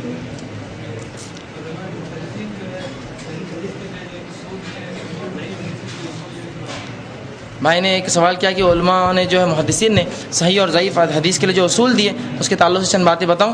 بہرحال اتنا وقت نہیں ہے کہ وہ اصول کیا ہے، چونکہ اصول بہت زیادہ ہے اور بڑے بہترین ہیں. بہرحال علوم الحدیث، اگر کوئی یہ کتاب پڑھے علوم الحدیث کے تعلق سے اس میں مل جائیں گے. بہرحال جو صحیح حدیث کی جاننے کے لیے سب سے پہلا اصول ہے وہ ہے ایک تو سند اس کی، اور دوسرا متن، اور تیسرا سند کے اندر جتنے راوی آتے ہیں ان کا حافظہ اور ان کی سچائی. اب وہ اصول بہت زیادہ ہے اس لیے میں نے انہیں کیا مختصر بتا دیا ہوں کہ اس کی سند اور اس میں کتنے راوی ہیں، ان راویوں کی سچائی اور ان کا صدق، ان سے جھوٹ ثابت نہ ہو، اور ان کی حافظہ دیکھا جاتا ہے. اور ضعیف حدیث کے معاملے میں جس کا حافظہ کمزور تھا یا جس کے تعلق سے یہ آیا کہ وہ جو جھوٹ بولتا تھا یا اس کے اخلاق اور اوصاف سنت سے ہٹ کرتے، بہرحال وہ چھوڑ دی جاتی ہے. اتنا وقت نہیں اصول کا، پھر کبھی موقع ملا تو تفصیل ایک عورت خواتین کی طرف سے پھر ایک آپ سے لیتے ہیں. سوال یہ ہے کہ مسلک کے اعتبار سے سمجھائیے اور اس کی قرآن کے تعلق سے کیا درجہ ہے؟ کسی مسلک کو چھوڑنے اور عمل کرنے کے تعلق سے، اچھا میں یہ سمجھ رہا ہوں مسلک کے اعتبار سے سمجھائیے اور اسی قرآن کے تعلق سے کیا درجہ ہے. اچھا میں سمجھ رہا ہوں، جیسے میں نے کہا حدیث اور قرآن ایک سا ہے تو وہ کہہ رہے کہ مسلک کے اعتبار سے سمجھائیے کہ قرآن سے اس کا کیا تعلق ہے. بہرحال یہ بات آپ جان لیں، شریعت اسلامیہ میں جو چیزیں ہیں جس سے اصول نکالے جاتے ہیں وہ یہ ہے، سب سے پہلا قرآن، اس کے بعد حدیث، اس کے بعد صحابہ کے اقوال، اس کے بعد جو ہے مسلمانوں کے تابعین عام جو معاشرے میں جو چلن تھا جن چیزوں کا، اس کے بعد جو ہے قیاس لیا جاتا ہے. یہ تقریباً اسی قسم کے اصول جو ہے علماء کے نزدیک بالخصوص اماموں کے نزدیک تھے. پہلا قرآن، دوسرا حدیث، تیسرا صحابہ کا معاملہ، اور اس کے بعد پھر قیاس، اور اس کے دیگر اصول بہت لمبے ہیں. بہرحال وہ اس پہ عمل کرتے. تو سب سے پہلے چیز یہ جو ہے مسلک کی ضرورت کب آتی ہے؟ جب کسی مسئلے میں کتاب و سنت سے ہم کو دلیل سیدھے نہیں ملتی، اس کی نص موجود ہوتی ہے لیکن اس کی مثال کے طور پر انشورنس حرام ہے حلال ہے، ہیلتھ پالیسی نکالنا حرام ہے حلال ہے، بینکنگ جو آج کا ہے نظام حلال ہے حرام ہے. ظاہر سی بات ہے، نہ اس زمانے میں ایسا بینک تھا، نہ انشورنس کارپوریشنز تھے، نہ ہیلتھ انشورنس ہوتا تھا. تو اب اس کو کیسے نکالیں گے؟ تو کتاب و سنت میں اس کی نص موجود ہے، اصل موجود ہے، اس کے اوپر مسلک جو مسئلہ آتا ہے اس کا جواب دیتا ہے کہ دیکھو یہ قرآن، یہ حدیث، اور اس سے یہ اصول نکل رہا ہے اس نص سے کہ یہ حرام ہے یا حلال ہے. لیکن کوئی شخص یہ نہ کرے کہ پہلے مسلک کو دیکھے بعد میں قرآن حدیث کو دیکھے، بلکہ جب بھی کوئی بات آتی ہے اللہ کی کتاب، اس کے رسول کی سنت، صحابہ کا معاملہ، اور پھر اس کے بعد اپنے مسلک کو دیکھ سکتا ہے. جب ان میں نہ ملے کوئی بات، لیکن ہم دیکھتے اکثر لوگ کیا کرتے ہیں، سرے سے بولتے ہیں ہم کو کتاب و سنت کی ضرورت نہیں ہے. یہ بہت بری بات ہے، کیوں تو خود امام ابو حنیفہ، امام شافعی، امام مالک اور امام احمد بن حنبل رحمہ اللہ علیہ اجمعین، ان سب سے یہی قول ثابت ہے کہ صحیح حدیث میرا مسلک ہے، صحیح حدیث میرا مذہب ہے. اگر صحیح حدیث کے خلاف ہماری بات ٹکرا جائے تو آپ میری بات کو چھوڑ دو. یہ تمام سے ثابت ہے. تو یہ جو اقوال ان علماء کے اماموں کے ہیں یہ کس لیے ہے؟ یہ یہی ثابت کرنے کے لیے ہے کہ کتاب و سنت کی اہمیت جانو مسلمانوں. تو مسلک کا معاملہ کہاں آتا ہے؟ جب قرآن حدیث سے کوئی بات نہ ملے تو آپ مسلک سے پھر لے سکتے. دوسرا اس میں آگے تھا کہ مسلک کے اعتبار سے سمجھائیے اور اس کی قرآن کے تعلق سے کیا درجہ ہے. کسی مسلک کو چھوڑنے عمل کرنے کے ساتھ مسلک کو چھوڑ کر عمل کرنے سے بہرحال مسلک کیا ہے میں نے بتا دیا ہوں. قرآن حدیث میں کوئی بات نہ ملے تو آپ پھر اس کی بات کسی بھی امام سے لے سکتے ہیں اور کسی بھی مجتہد سے جو ہے بات لے سکتے ہیں, چاہے وہ اول دور کا ہو چاہے اس کی بات کے ادوار کی ہو, مسائل کے اعتبار سے بہرحال آپ اس سے لے سکتے ہیں. چھوڑنا میں سمجھتا ہوں مسلک کو چھوڑنے سے مراد کہ یوں تو نہیں سمجھ رہا مسلک کو ایک مذہب ہے جس کو اختیار کرنا اور چھوڑنا پڑتا ہے. مثال کے طور پہ اگر میں حنفی ہوں تو مطلب میں ایک مذہب جیسا اسلام اور ہندو اور عیسائی ایسا تو نہیں سمجھ رہا ہے نا کوئی, ایسا نہیں یاد رکھیے. مسلک کو آپ فرقے نہ بنائیں دین کے اندر, یہ دین کی سمجھ انہوں نے علماء نے دی ہے, ان کی سمجھ آپ بالکل لے سکتے ہیں. کوئی یہ کہہ سکتا ہے کہ بھائی فلاں مسئلے میں امام ابو حنیفہ کا معاملہ لیتا ہوں, کوئی یہ کہہ سکتا ہے فلاں مسئلے میں امام شافعی کا معاملہ لیتا ہوں, کوئی یہ کہہ سکتا ہے میں امام احمد بن حنبل کا معاملہ لیتا ہوں اس معاملے میں, اور کوئی یہ بھی کہہ سکتا ہے میں جو امام جو مالک کو مانتا ہوں. لیکن یہ سمجھنا کہ ایک سے دوسرے پہ گئے تو ایک مذہب سے دوسرے مذہب کی تبدیلی ہے, ادھر سے ادھر گئے تو لڑکی حرام ہو جاتی, شادیاں ٹوٹ جاتی, ہو رہا ہے. نکاح توڑ دیے لوگوں نے, کہا کسی نے کسی کے پیچھے جنازے کی نماز پڑھ لی, کہا تم سب کے نکاح ٹوٹ گئے, سب بھاگ رہے نکاح کرا رہے. پورے میڈیا کے سامنے کیا مذاق بنا دین اسلام کا کہ ایک عمل کر لو سب کے نکاح ٹوٹ جاتے. ہوا نا, یہ تھوڑے دن پہلے ہی ہوا نا. یہ تو کیا مسلک کو مذہب تو نہیں سمجھتے ہم لوگ کہ مسلمان سے ہندو ہو گیا, ہندو سے عیسائی ہو گیا, عیسائی سکھ ہو گیا. یہ مسلک دین کی سمجھ ہے, اس کو اللہ کے لیے دین بذات خود دین سمجھ کر ایک سے دوسرے میں جا رہا ہے یا دوسرے کا مسئلہ لے رہا ہے تو بے دین مت سمجھیے. ورنہ حالات یوں ہی ہیں, مسجدوں پہ لکھا جاتا ہے حنفی شافعی, بلکہ کچھ مسجدوں میں 6 مہینے شافعی 6 مہینے حنفی رہتی ہو. معلوم آپ کو گوا کے اندر ایسی مساجد دیکھا میں جس پہ لکھا ہوا تھا 6 مہینے حنفی 6 مہینے شافعی, کہ تو اکثر یہ شافعی ہوں کہ بولتے ہیں ہمارا بھی ہونا حنفی بھی ہے. تو کیا یہ 2 مذہب سمجھتے ہیں ہم اس کو اپنے آپ کو؟ بالکل نہیں. یہ اسلام کی سمجھ ہے اور علماء نے جیسا اسلام کو سمجھا ہمارے سامنے رکھا. تو اللہ کے لیے اس کو جھگڑے کا, بحث کا, فرقہ بندی کا, دین اسلام کو 4 ٹکڑوں میں کرنے کا معاملہ مت بنائیے, بلکہ یہ دین اسلام کی سمجھ ہے. جو جس سمجھ کو لینا چاہے وہ اس کے لیے بہتر ہے. شرط یہی ہے اللہ کی کتاب اور اس کے رسول صلی اللہ علیہ وسلم سے بات ثابت ہو. بہرحال جی ایک بات کہی جاتی ہے کہ ابو بکر صدیق رضی اللہ عنہ نے کچھ احادیث جلا دی جی. اس کی کیا حقیقت ہے؟ دوسرا یہ کہ موضوع احادیث کیا ہے؟ بھائی نے 2 سوال کیے کہ ایک واقعہ آتا ہے کہ ابو بکر صدیق رضی اللہ عنہ نے کچھ حدیث جلا دی تھی, اس کے بارے میں کیا ہے؟ تو بہرحال جو ہے ابو بکر صدیق رضی اللہ عنہ سے تو میرے ذہن میں تو نہیں ہے کہ حدیث کے جلانے کا واقعہ. بہرحال لیکن ایسے کچھ واقعے عمر بن خطاب کے تعلق سے کوئی حدیث تھی انہوں نے ختم کر دی, ضائع کر دی اس کو. تو یہ وہی معاملہ تھا جو ابتدائی دور کا تھا کہ رسول اللہ نے کہا مت لکھا کرو. اس دور میں انہوں نے وہ کیا ہوگا, بہرحال اس سے ہٹ کر بھی کوئی صحابی ہوں گے, ہو سکتا کیا ہوگا, لیکن اس کے بعد کے دور میں ایسا کوئی آپ ثابت نہیں کر سکتے کہ کسی نے اس کو جلایا ہو. اللہ کے کچھ لوگوں نے کچھ روایتیں کی ہو تو اس کو بہرحال اس کو تو کیا ہوگا, لیکن اس سے ہٹ کر احادیث کے ذخیرے کو ایک ساتھ جلانا ایسا کسی سے ثابت نہیں. دوسرا یہ کہ موضوع حدیث کیا ہوتی ہے, تو موضوع حدیث یہ ضعیف حدیث کی ایک قسم ہے اور اس کا معنی ہوتا ہے گڑھی ہوئی, من گھڑت, دل سے لگا دیا, دل سے بول دیا.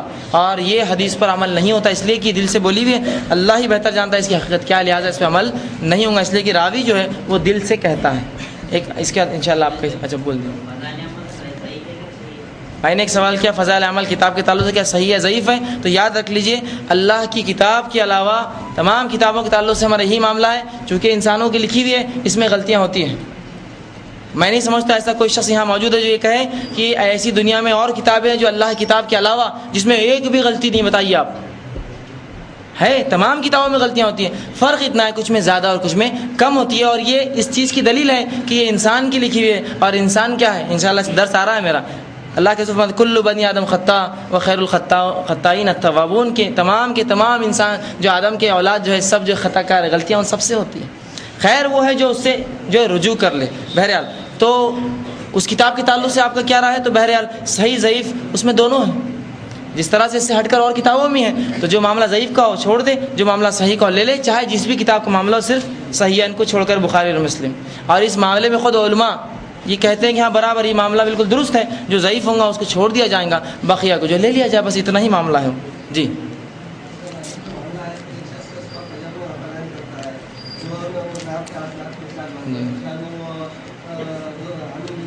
جی جی جی جی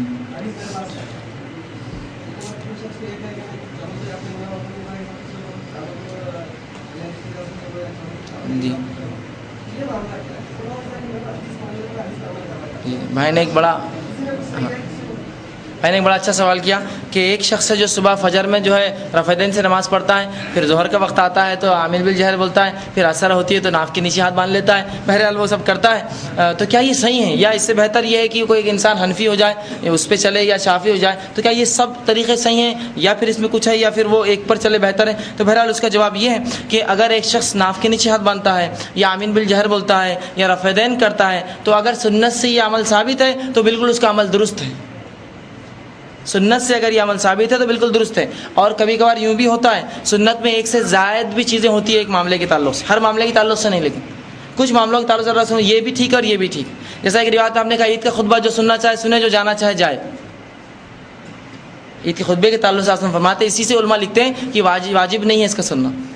بہرحال میں یہ نہیں کہہ رہا ہوں آپ عید کے خطبے میں بھاگ جائیں، بالکل نہیں، لیکن بتا رہا ہوں اختیار دے دیا تو جب حدیث نے اختیار دیا شریعت نے تو بہرحال وہ اختیار کو آپ استعمال کر سکتے ہیں کہ بھائی ایک پیشنٹ بیمار ہے آپ اٹھ کر چلے گئے، خطبہ نہیں سنا تو بہرحال، لیکن سب کے لیے نہیں. تو اسی طرح ایک صبح ایک شخص اٹھا رفع دین کیا تو سنت سے ثابت ہے کہ وہ عمل اگر ہے تو اس کا معاملہ درست تھا. شام میں اس نے کیا کیا بتا دیا کہ نیچے ہاتھ باندھ لیا، ناف کے نیچے باندھ لیا، تو بہرحال خیر صبح میں اس نے اوپر باندھا تھا نہیں باندھا تھا وہ تو نہیں کہا، لیکن رفع دین کیا اس طریقے سے نماز پڑھی دوسرے دن وہ کیا. تو بہرحال وہ جو بھی عمل کرے صبح شام چاہے الگ الگ، لیکن اگر سنت سے وہ عمل ثابت ہے تو وہاں تک معاملہ درست ہے.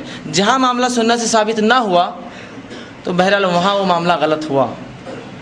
اور دوسرا تھا کہ ایک حنفی رہے یا شافعی رہے یہ بہتر ہے یا اس طرح سے الگ الگ عمل 5 وقت کرے، ہے نا، کیا کسی ایک مسلک کو مان لیں. تو بہرحال اس معاملے میں نے آپ کو واضح کر دیا کہ اللہ کی کتاب، اس کے رسول صلی اللہ علیہ وسلم کی سنت، اور اس کے بعد جو بات آئیں گی جہاں اختلاف ہو رہا ہے یا جو مسئلہ ہم کو سمجھ میں نہیں آ رہا ہے تو معاملہ مسلک کا آتا ہے. میں اس کا انکار بھی نہیں کرتا ہوں اور مطلقاً یہ بھی نہیں کہتا ہوں کہ اس کے بغیر انسان جی نہیں سکتا ہے. یقیناً علماء کی ہمیں ضرورت ہے، ان کے حالات، ان کے احوال یا ان کے اقوال کی، ان کی سمجھ کی ہمیں ضرورت ہے. لیکن کچھ لوگوں نے اس کو ایک دین جیسا تصور کر لیا، وہ دین کا تصور بالکل صحیح نہیں یاد رکھی، ورنہ ہم خود وہ لوگ بنیں گے جو اپنے دین کے اندر حصے داری کریں گے. ایسا مت کریے اللہ کے لیے. اس کو آپ سمجھ رکھیے کہ میں فلاں مسئلہ میرے سامنے آج آ گیا، اب میں کیا کروں. اس معاملے اللہ کی کتاب، اس کے رسول کی سنت، اور اس کے بعد بھی مسئلہ نہ ملے تو کچھ لوگ جیسے آج کے اماموں سے لوگوں سے ہم پوچھتے، بڑے علماء سے، بہتر ہے کہ جو ہم سے تقوی میں اور زہد میں اور جو ہے جس کو کہیں گے عام زمانے کے اعتبار رسول سے نزدیک ہو ان سے معاملہ لیا جائے. اگر بہرحال ان سے بھی نہ ثابت ہو اس کے بعد کے ادوار اس کی بات کا، حتیٰ کہ آج تک، جیسا مثال کے طور پہ خود ہمارا جو امام ابو حنیفہ ہے اس دور میں بہت سے مسائل تھے جو آج ہیں، انجیکشنز تھے اور یہ اور بڑے مسائل ہیں. اب اس کا جواب کون دیں گا؟ آج کے دور کے علماء جواب دیں گے. تو بہرحال جب تک معاملہ اصول اللہ کی کتاب، اس کے رسول کی سنت کا ہے، اس کے بعد پھر کسی کا بھی اقوال اس پہ چلیں گا جب تک ان دونوں سے ثابت ہے، چاہے پھر وہ کسی بھی امام سے وہ اس کے اپنے قول کو بہرحال لے سکتا ہے.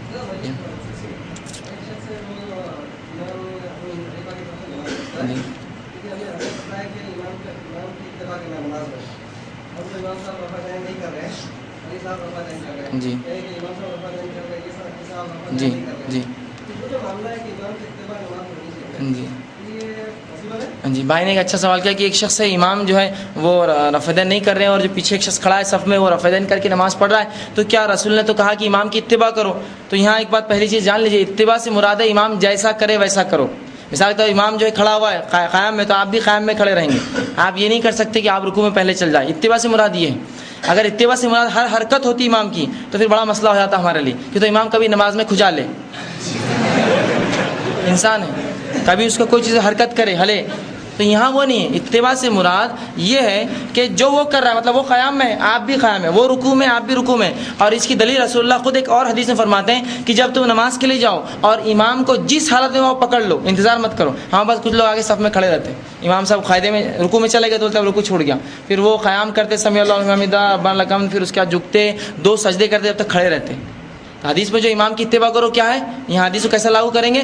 فوراً جائیں گے اور جس حالت میں پائیں گے پکڑ لیں گے. رکوع میں تو رکوع میں، رکوع میں نہیں ہے، سجدے میں، سجدے میں، سجدے کے بیچ میں، دوسرے سجدے میں، دوسرے سجدے میں کھڑے، جہاں جائیں گے پکڑ لیں گے. یہ اتباع اس سے مراد ہے. اور امام سے آگے مت جاؤ، یہ اتباع سے مراد ہے.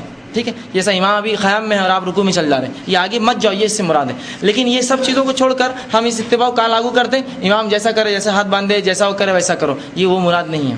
حالانکہ بہت سے لوگوں کو یہ دیکھا گیا نماز میں امام رکوع میں نہیں گیا، وہ پہلے سے رکوع میں رہتے ہو. حتیٰ کہ نماز میں بھی امام ایک ہی سلام السلام علیکم ورحمۃ اللہ بولتا تو یہاں دونوں ہو گئے. یہ ہوا اتباع سے خارج ہونا، امام کی اتباع سے نکل گیا وہ شخص اور اس کی نماز ٹوٹ گئی. یاد رکھیے، امام سے آگے جانا، امام مالک رحمہ اللہ کہتے ہیں امام کے ساتھ چلنے سے انہوں نے منع کیا اور آگے جانا حرام قرار دیا. امام سے آگے نماز میں، امام رکوع میں اور آپ اٹھ جا رہے سمیع اللہ نہیں بول رہا، صرف آپ کھڑے ہو گئے. اور کچھ لوگ یہ حال پہلے انتظار میں رہتے امام کی، امام ہی اٹھا ہوئے تو کھڑے رہتے پہلے سے، وہ جائیں تو اس سے پہلے چل جاتے یا اس کے بعد لیٹ چلتے. اتباع سے مراد جیسا وہ کرے اس کے پیچھے پیچھے تم بھی ویسا کرو. قیام ہے تو قیام، رکوع ہے تو رکوع، سجود میں تو سجود میں، قاعدہ ہے تو قاعدہ، اس سے آگے نہ بڑھو. یہ مراد ہے. بہرحال کوئی امام ہے آگے کھڑا ہے جو رفع دین نہیں کرتا، پیچھے مقتدی کرتے ہیں، بہرحال کوئی حرج نہیں، وہ کر سکتے ہیں. ایسا دونوں کی نماز بالکل درست ہے. اسی طرح ایک سوال خواتین کا رکی بہت دیر سے، میں انشاءاللہ اس کے بعد آپ بھی کر لیتا ہوں آپ سے.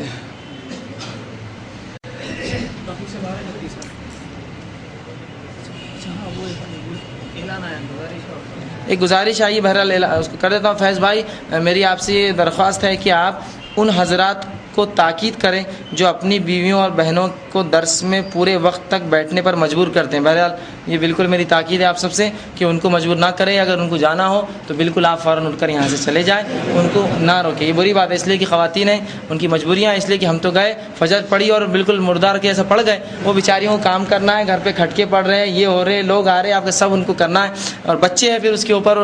تو بہرحال ان کو تکلیف نہ دیں آپ. اگر انشاءاللہ العزیز بعد رمضان بھی ادھر چلتے ہیں، آپ اس میں آئیے، فائدہ اٹھائیے، ان کو تکلیف نہ دیں. بہرحال ان کو انتظار نہ کرائے، آپ چلے جائیں اگر وہ لوگ آپ کو بلاتے ہیں. انشاءاللہ چند سوالات بات ختم کروں گا. ایک سوال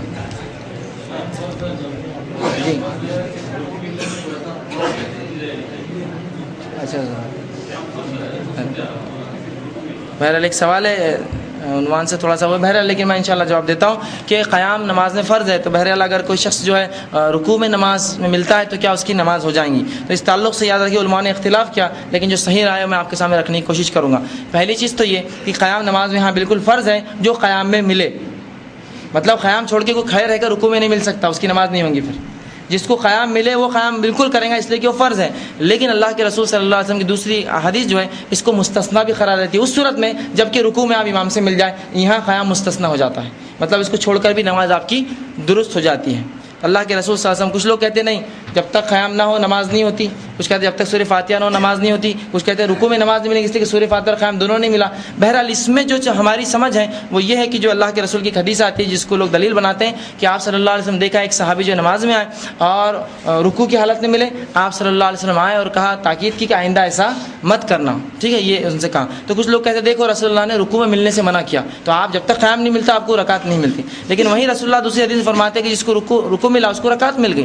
اور دوسرا، اسی حدیث سے علماء نے ایک دوسرا مسئلہ نکالا کہ وہ صحابی جو آ کر رکوع میں ملے تھے، غلطی یہ ہوئی تھی کہ وہ مسجد میں جیسے ہی گھسے اور دیکھا سب رکوع میں ہیں تو وہیں رکوع میں چلے گئے تھے. وہ ایسا وہاں آیا، جماعت یہاں کھڑی، وہیں سے رکوع میں ملے اور چلتے چلتے آئے اور کھڑے ہو گئے. تو رسول نے کہا ایسا مت کرنا، مطلب یہ جو ابھی کیا نا تم نے، رکوع میں چلتے ہوئے آگے وہاں سے مت کرنا. دوسرے حدیث سے جو مسئلہ اخذ ہوا وہ یہ ہوا کہ صحابہ میں یہ بات مشہور تھی کہ رکوع میں رکعت ملتی تبھی تو وہ جھک گئے تھے وہیں پانے کے لیے. صحابہ میں یہ بات مشہور تھی کہ رکوع میں رکعت ملتی تبھی تو وہ وہیں سے پانے کی کوشش کی انہوں نے. اور تیسرا مسئلہ یہ ہوا کہ رسول اللہ نے ان کو دہرانے کا حکم نہیں دیا، اس سے پتہ تھا رکوع میں نماز درست ہے، اگر مل گئی تو رکعت مل جاتی. ورنہ رسول اللہ ضرور کہتے اب دہرا لو، آئندہ مت کرنا، اب دہرا لو، لیکن دہرانے کے الفاظ نہیں ہیں. تو بہرحال قیام فرض ہے، لیکن حدیث نے اس کو مستثنا کر دیا، جو رکوع میں بھی نماز کو پالے. یہ اسپیشل کنسیشن ہے شریعت نے جو دی رسول اللہ نے، بہرحال اس کا فائدہ آپ اٹھا سکتے ہیں. لیکن رکوع پانے سے مراد یہ نہیں ہے کہ گرتے پڑتے بھاگے رکوع سے امام اٹھ بھی گیا تو یوں جھک کے کھڑے ہو جاتے ہیں، یہ رکعت تو نہیں ہوئی، یاد رکھ لیجیے. رکوع پانے سے مراد کیا ہے؟ آپ نے اللہ اکبر کہا، رکوع میں گئے، اطمینان سے جو تسبیحات پڑھی، ورنہ بھاگتے آ رہے اور گرتے پڑتے آ رہے وہیں اٹھ رہے، اور یہ بری بات ہے. آپ سے فرماتے ہیں نماز سے کوئی بھاگتے ہوئے نہ آئے، اور اس کے نقصانات ہم نے دیکھے. ابھی رمضان سے پہلے بیچارے ایک صاحب تھے، نماز کے لیے بھاگے اور گر گئے اور ہڈی ٹوٹ گئی. اب دیکھیے اب 40 دن تک ہاتھ بندھا ہوا ہے، وضو کر رہے، بہرحال جیسا بھی ہو، لیکن یہ ایک حدیث پر عمل نہیں کرنے کا نتیجہ تھا کہ وہ اس طرح سے گر گئے. تو بہرحال یہ احتیاط کرنا تھا. تو لہٰذا اس کو جی دوسرے سجدے میں اگر ملے، امام دوسرے سجدے میں ہے اور ہم جا کے مل گئے تو رکعت ہو جائے گی. میں نے ایک سوال کیا ہے کہ امام دوسرے سجدے میں ہیں اور ہم جا کے ملے تو رکعت ہوں گی. تو بہرحال اس کی رکعت نہیں ہوں گی چونکہ وہ دوسرے سجدے میں ملا، رکوع کی حد تک معاملہ تھا بس. اب رکوع کے بعد اور کسی مرحلے میں آپ نہیں ملیں گے تو رکعت نہیں ملیں گی، بہرحال اس کا ثواب مل جائے گا تسبیحات کا، اور اس کے بعد سے آپ کی رکعت شروع ہوں گی. ایک سوال خواتین کی طرف سے، سوال نہیں، شکیل خان کالا دروازہ، شکیل بھائی کا، اچھا ارے واہ، اطہر بھائی نواب پورا، اظہر بھائی نواب پورا، لگتا ہے پورے کو خالی کریں گی خواتین ہال کو. اظہر بھائی نواب پورا اور شکیل بھائی کالا دروازہ، آپ سے گزارش ہے کہ کچھ لوگ انتظار کر رہے ہیں. جی بھائی نے ایک سوال کیا، اجتہاد کیا ہے؟ انشاءاللہ یہ اس کو آخری سوال رکھیں گے ہم. اجتہاد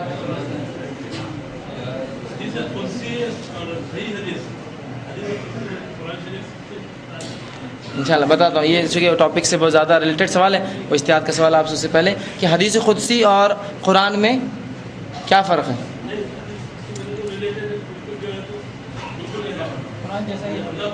ہاں اللہ فرمانا ہے، اور حدیث دوسری حدیث میں کیا فرق ہے آپ جاننا چاہ رہے ہیں. میں نے ایک سوال کیا ہے حدیث قدسی اور قرآن ایک جیسے ہیں تو پھر صحیح حدیث میں اور حدیث قدسی میں کیا معاملہ ہے؟ تو بہرحال قرآن کے بعد حدیث قدسی ہو یا صحیح حدیث ہو، دونوں کا معاملہ ویسا ہی ہے. فرق اتنا ہے کہ جب حدیث قدسی کا معاملہ آتا ہے تو اللہ کے رسول اللہ سے روایت کرتے ہیں اور کہتے ہیں تمہارا رب فرماتا ہے، میرے رب نے مجھ سے کہا، اللہ تم سے کہتا ہے، اللہ نے مجھ سے کہا. تو یہاں رسول اللہ کیا کرتے ہیں؟ روایت کے اندر اللہ سب سے پہلے ہوتا ہے، اللہ سے روایت محمد صلی اللہ علیہ وسلم صحابہ تابعین اور معاملہ چلتا ہے. بس اتنا ہی فرق ہے. اور صحیح حدیث میں کیا ہوتا ہے؟ رسول اللہ سے صحابی اور اس کے بعد کے دور کے لوگ لیتے ہیں، ورنہ لیکن اس کے عمل کے مطابق عمل کے معاملے میں دونوں ہی برابر ہے، حدیث قدسی بھی اور صحیح حدیث بھی. جی آپ کا آخری وعلیکم السلام. ایک آخری سوال یہ ہے کہ سورہ نوح کی جو کچھ آیاتیں آئی ہیں جی جو گزار اور ایک مسئلے سے اسپیسیفک ریلیٹڈ ہے، تو اس کو ویریفائی کرنے کے لیے ہم کون سی حدیث سے اس کو ٹیلی کر سکتے ہیں؟ کیونکہ اگر ہم الگ الگ تفسیر کو دیکھتے ہیں جی تو اس میں کافی کنفیوژن ہے. جی جیسے اگر دعوت القرآن شمس مداد صاحب کو اگر ہم فالو کرتے ہیں جی تو ان کے حساب سے یہ مسئلہ جو ہے حضرت عائشہ رضی اللہ تعالیٰ عنہ سے ریلیٹڈ ہی نہیں، کہ ابن کثیر اور اگر دوسری تفسیر سے اگر ہم اس کو ٹیلی کرتے ہیں تو مسئلہ ان سے ریلیٹڈ. تو اب اس کی تصدیق کہاں؟ بہرحال ایک اچھا سوال کیا بھائی نے کہ جو ہے کچھ تفاسیر کے اندر جو ہے یہ ہوتا ہے کہ ایک مسئلہ ہے جس کی تفسیر جیسے میں نے کہا حدیث ہے، لیکن پھر محدثین جو ہے مفسرین اختلاف کرتے ہیں کہ ایک مسئلہ جو سورہ نور کا عائشہ رضی اللہ عنہ تعلق سے سورہ نور آیت نمبر 11 سے جو مسئلہ چالو ہوتا ہے اس کا، تو وہ پھر اس کا ہم کیسا وہ کریں کہ ایک اس میں تو جو ہے دعوت القرآن میں تو سیدھے سے کہا کہ عائشہ رضی اللہ عنہ کے تعلق سے مسئلہ ہے ہی نہیں، لیکن برعکس اس میں کیا کریں گے آپ کہ جب بھی قرآن کی تفسیر کا معاملہ آئیں گا آپ دلائل کی وہ کر لیں گے. جیسے مثال کے طور پہ دعوت القرآن میں انہوں نے کچھ دلائل دیے ہوں گے کہ اس کی وجہ یہ ہے، میں یہ سمجھتا ہوں، تبھی میں نے کہا کہ عائشہ رضی اللہ عنہ اس میں شامل تھی. لیکن اس کے برعکس جو ہے دوسری تفاسیر جیسے ابن کثیر آپ اٹھا لیجیے، ٹھیک ہے، اور یہ بہت، یا پھر تفسیر طبری اٹھا لیجیے، یا امام قرطبی کی تفسیر القرطبی اٹھا لیجیے، ان سبھی نے جو امام بخاری کی روایت کی اور کہا یہ بالکل جو واقعہ ہے مائی عائشہ کے تعلق سے ہی ہے. تو بہرحال پھر اس مسئلے میں آپ اس تفسیر کو چھوڑ دیں گے اور یہ تفسیر لے لیں گے، چونکہ سیدھا امام بخاری سے روایت کرتے ہیں اور بڑا تفصیل میں واقعہ کم و بیش تقریباً میں سمجھتا ہوں 5 سے 6 صفحات پر مشتمل بخاری کی روایت ہے. افسوس لیکن اس واقعے میں جو آپ نے کہا لوگ بڑا مذاق اڑاتے اور کہتے ہیں کیا تم نے ناول پڑھی؟ بولتے ناول کیا؟ تو مائی عائشہ کا قصہ پڑھ لو، بولے تو ناول ہے. حضب اللہ ایک عجیب بات ہے کہ جو باتیں ہمارے عقلوں میں نہیں آ رہی ہے تو یہ ہماری کم عقلی ہے، لیکن اس سے دین اسلام کا مذاق مت اڑا رہی ہے. یہ واقعہ تو بہت خاص وجہ بنتا ہے اس کا کہ ناول بولتے ہیں اس کو. یہ تو امام بخاری اتنا بڑا طویل 6 پیج تو تقریباً عربی میں اس کو روایت کرتے ہیں، اس کے ترجمے کے ساتھ 6 پیج بھر جاتے ہیں.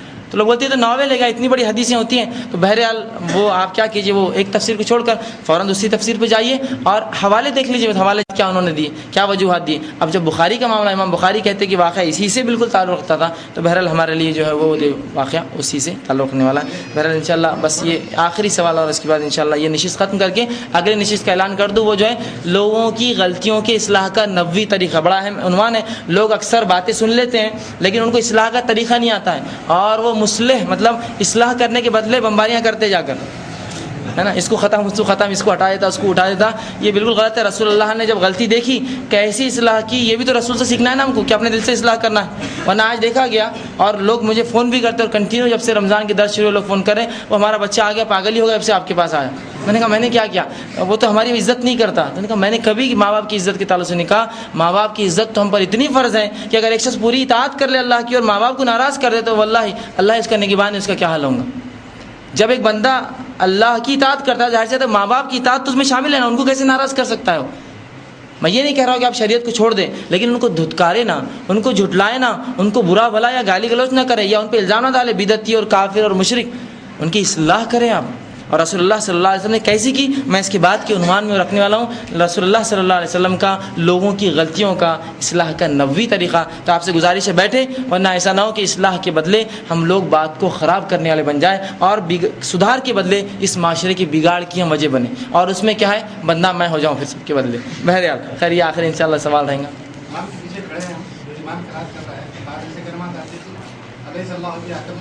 جی جی ابھی جی میں نے ایک سوال کیا نماز سے تعلق ہے کہ نماز میں کچھ آیتیں ایسی آتی ہیں جو سوالیہ ہوتی ہیں، تو کیا اس کا جواب دینا چاہیے؟ بہرحال اس معاملے میں علماء نے یہ کہا کہ اگر آپ انفرادی پڑھ رہے ہیں سبح اسم ربک الاعلیٰ تو آپ سبحان رب الاعلیٰ کہیں گے، رسول اللہ ایسا کہتے تھے، دیکھا گیا آپ کو، لیکن کچھ نے کہا کہ اس کو فرض میں نہیں کریں گے آپ، یہ الگ سے جب آپ نوافل پڑھیں گے اس میں آپ سبحان رب الاعلیٰ پڑھیں گے۔ اسی طرح اور بہت سی ایسی قرآنی آیتیں، امام بخاری نے پورا ایک باب ہی اس پر باندھا اپنی کتاب کے اندر، کتاب الصلاح میں، کہ رسول اللہ کون کون سی آیتوں پر کیا کیا کہتے ہیں۔ تو بہرحال یہ نفل اگر آپ نماز پڑھ رہے ہیں تو بالکل آپ یہ باتیں کہہ سکتے ہیں، فرض میں ایسا نہ کریں اس لیے کہ پوری نماز ڈسٹرب ہو سکتی ہے۔ وآخر دعوانا ان الحمد للہ رب العالمین، سبحان ربک رب العزۃ عما یصفون وسلام علی المرسلین والحمد للہ رب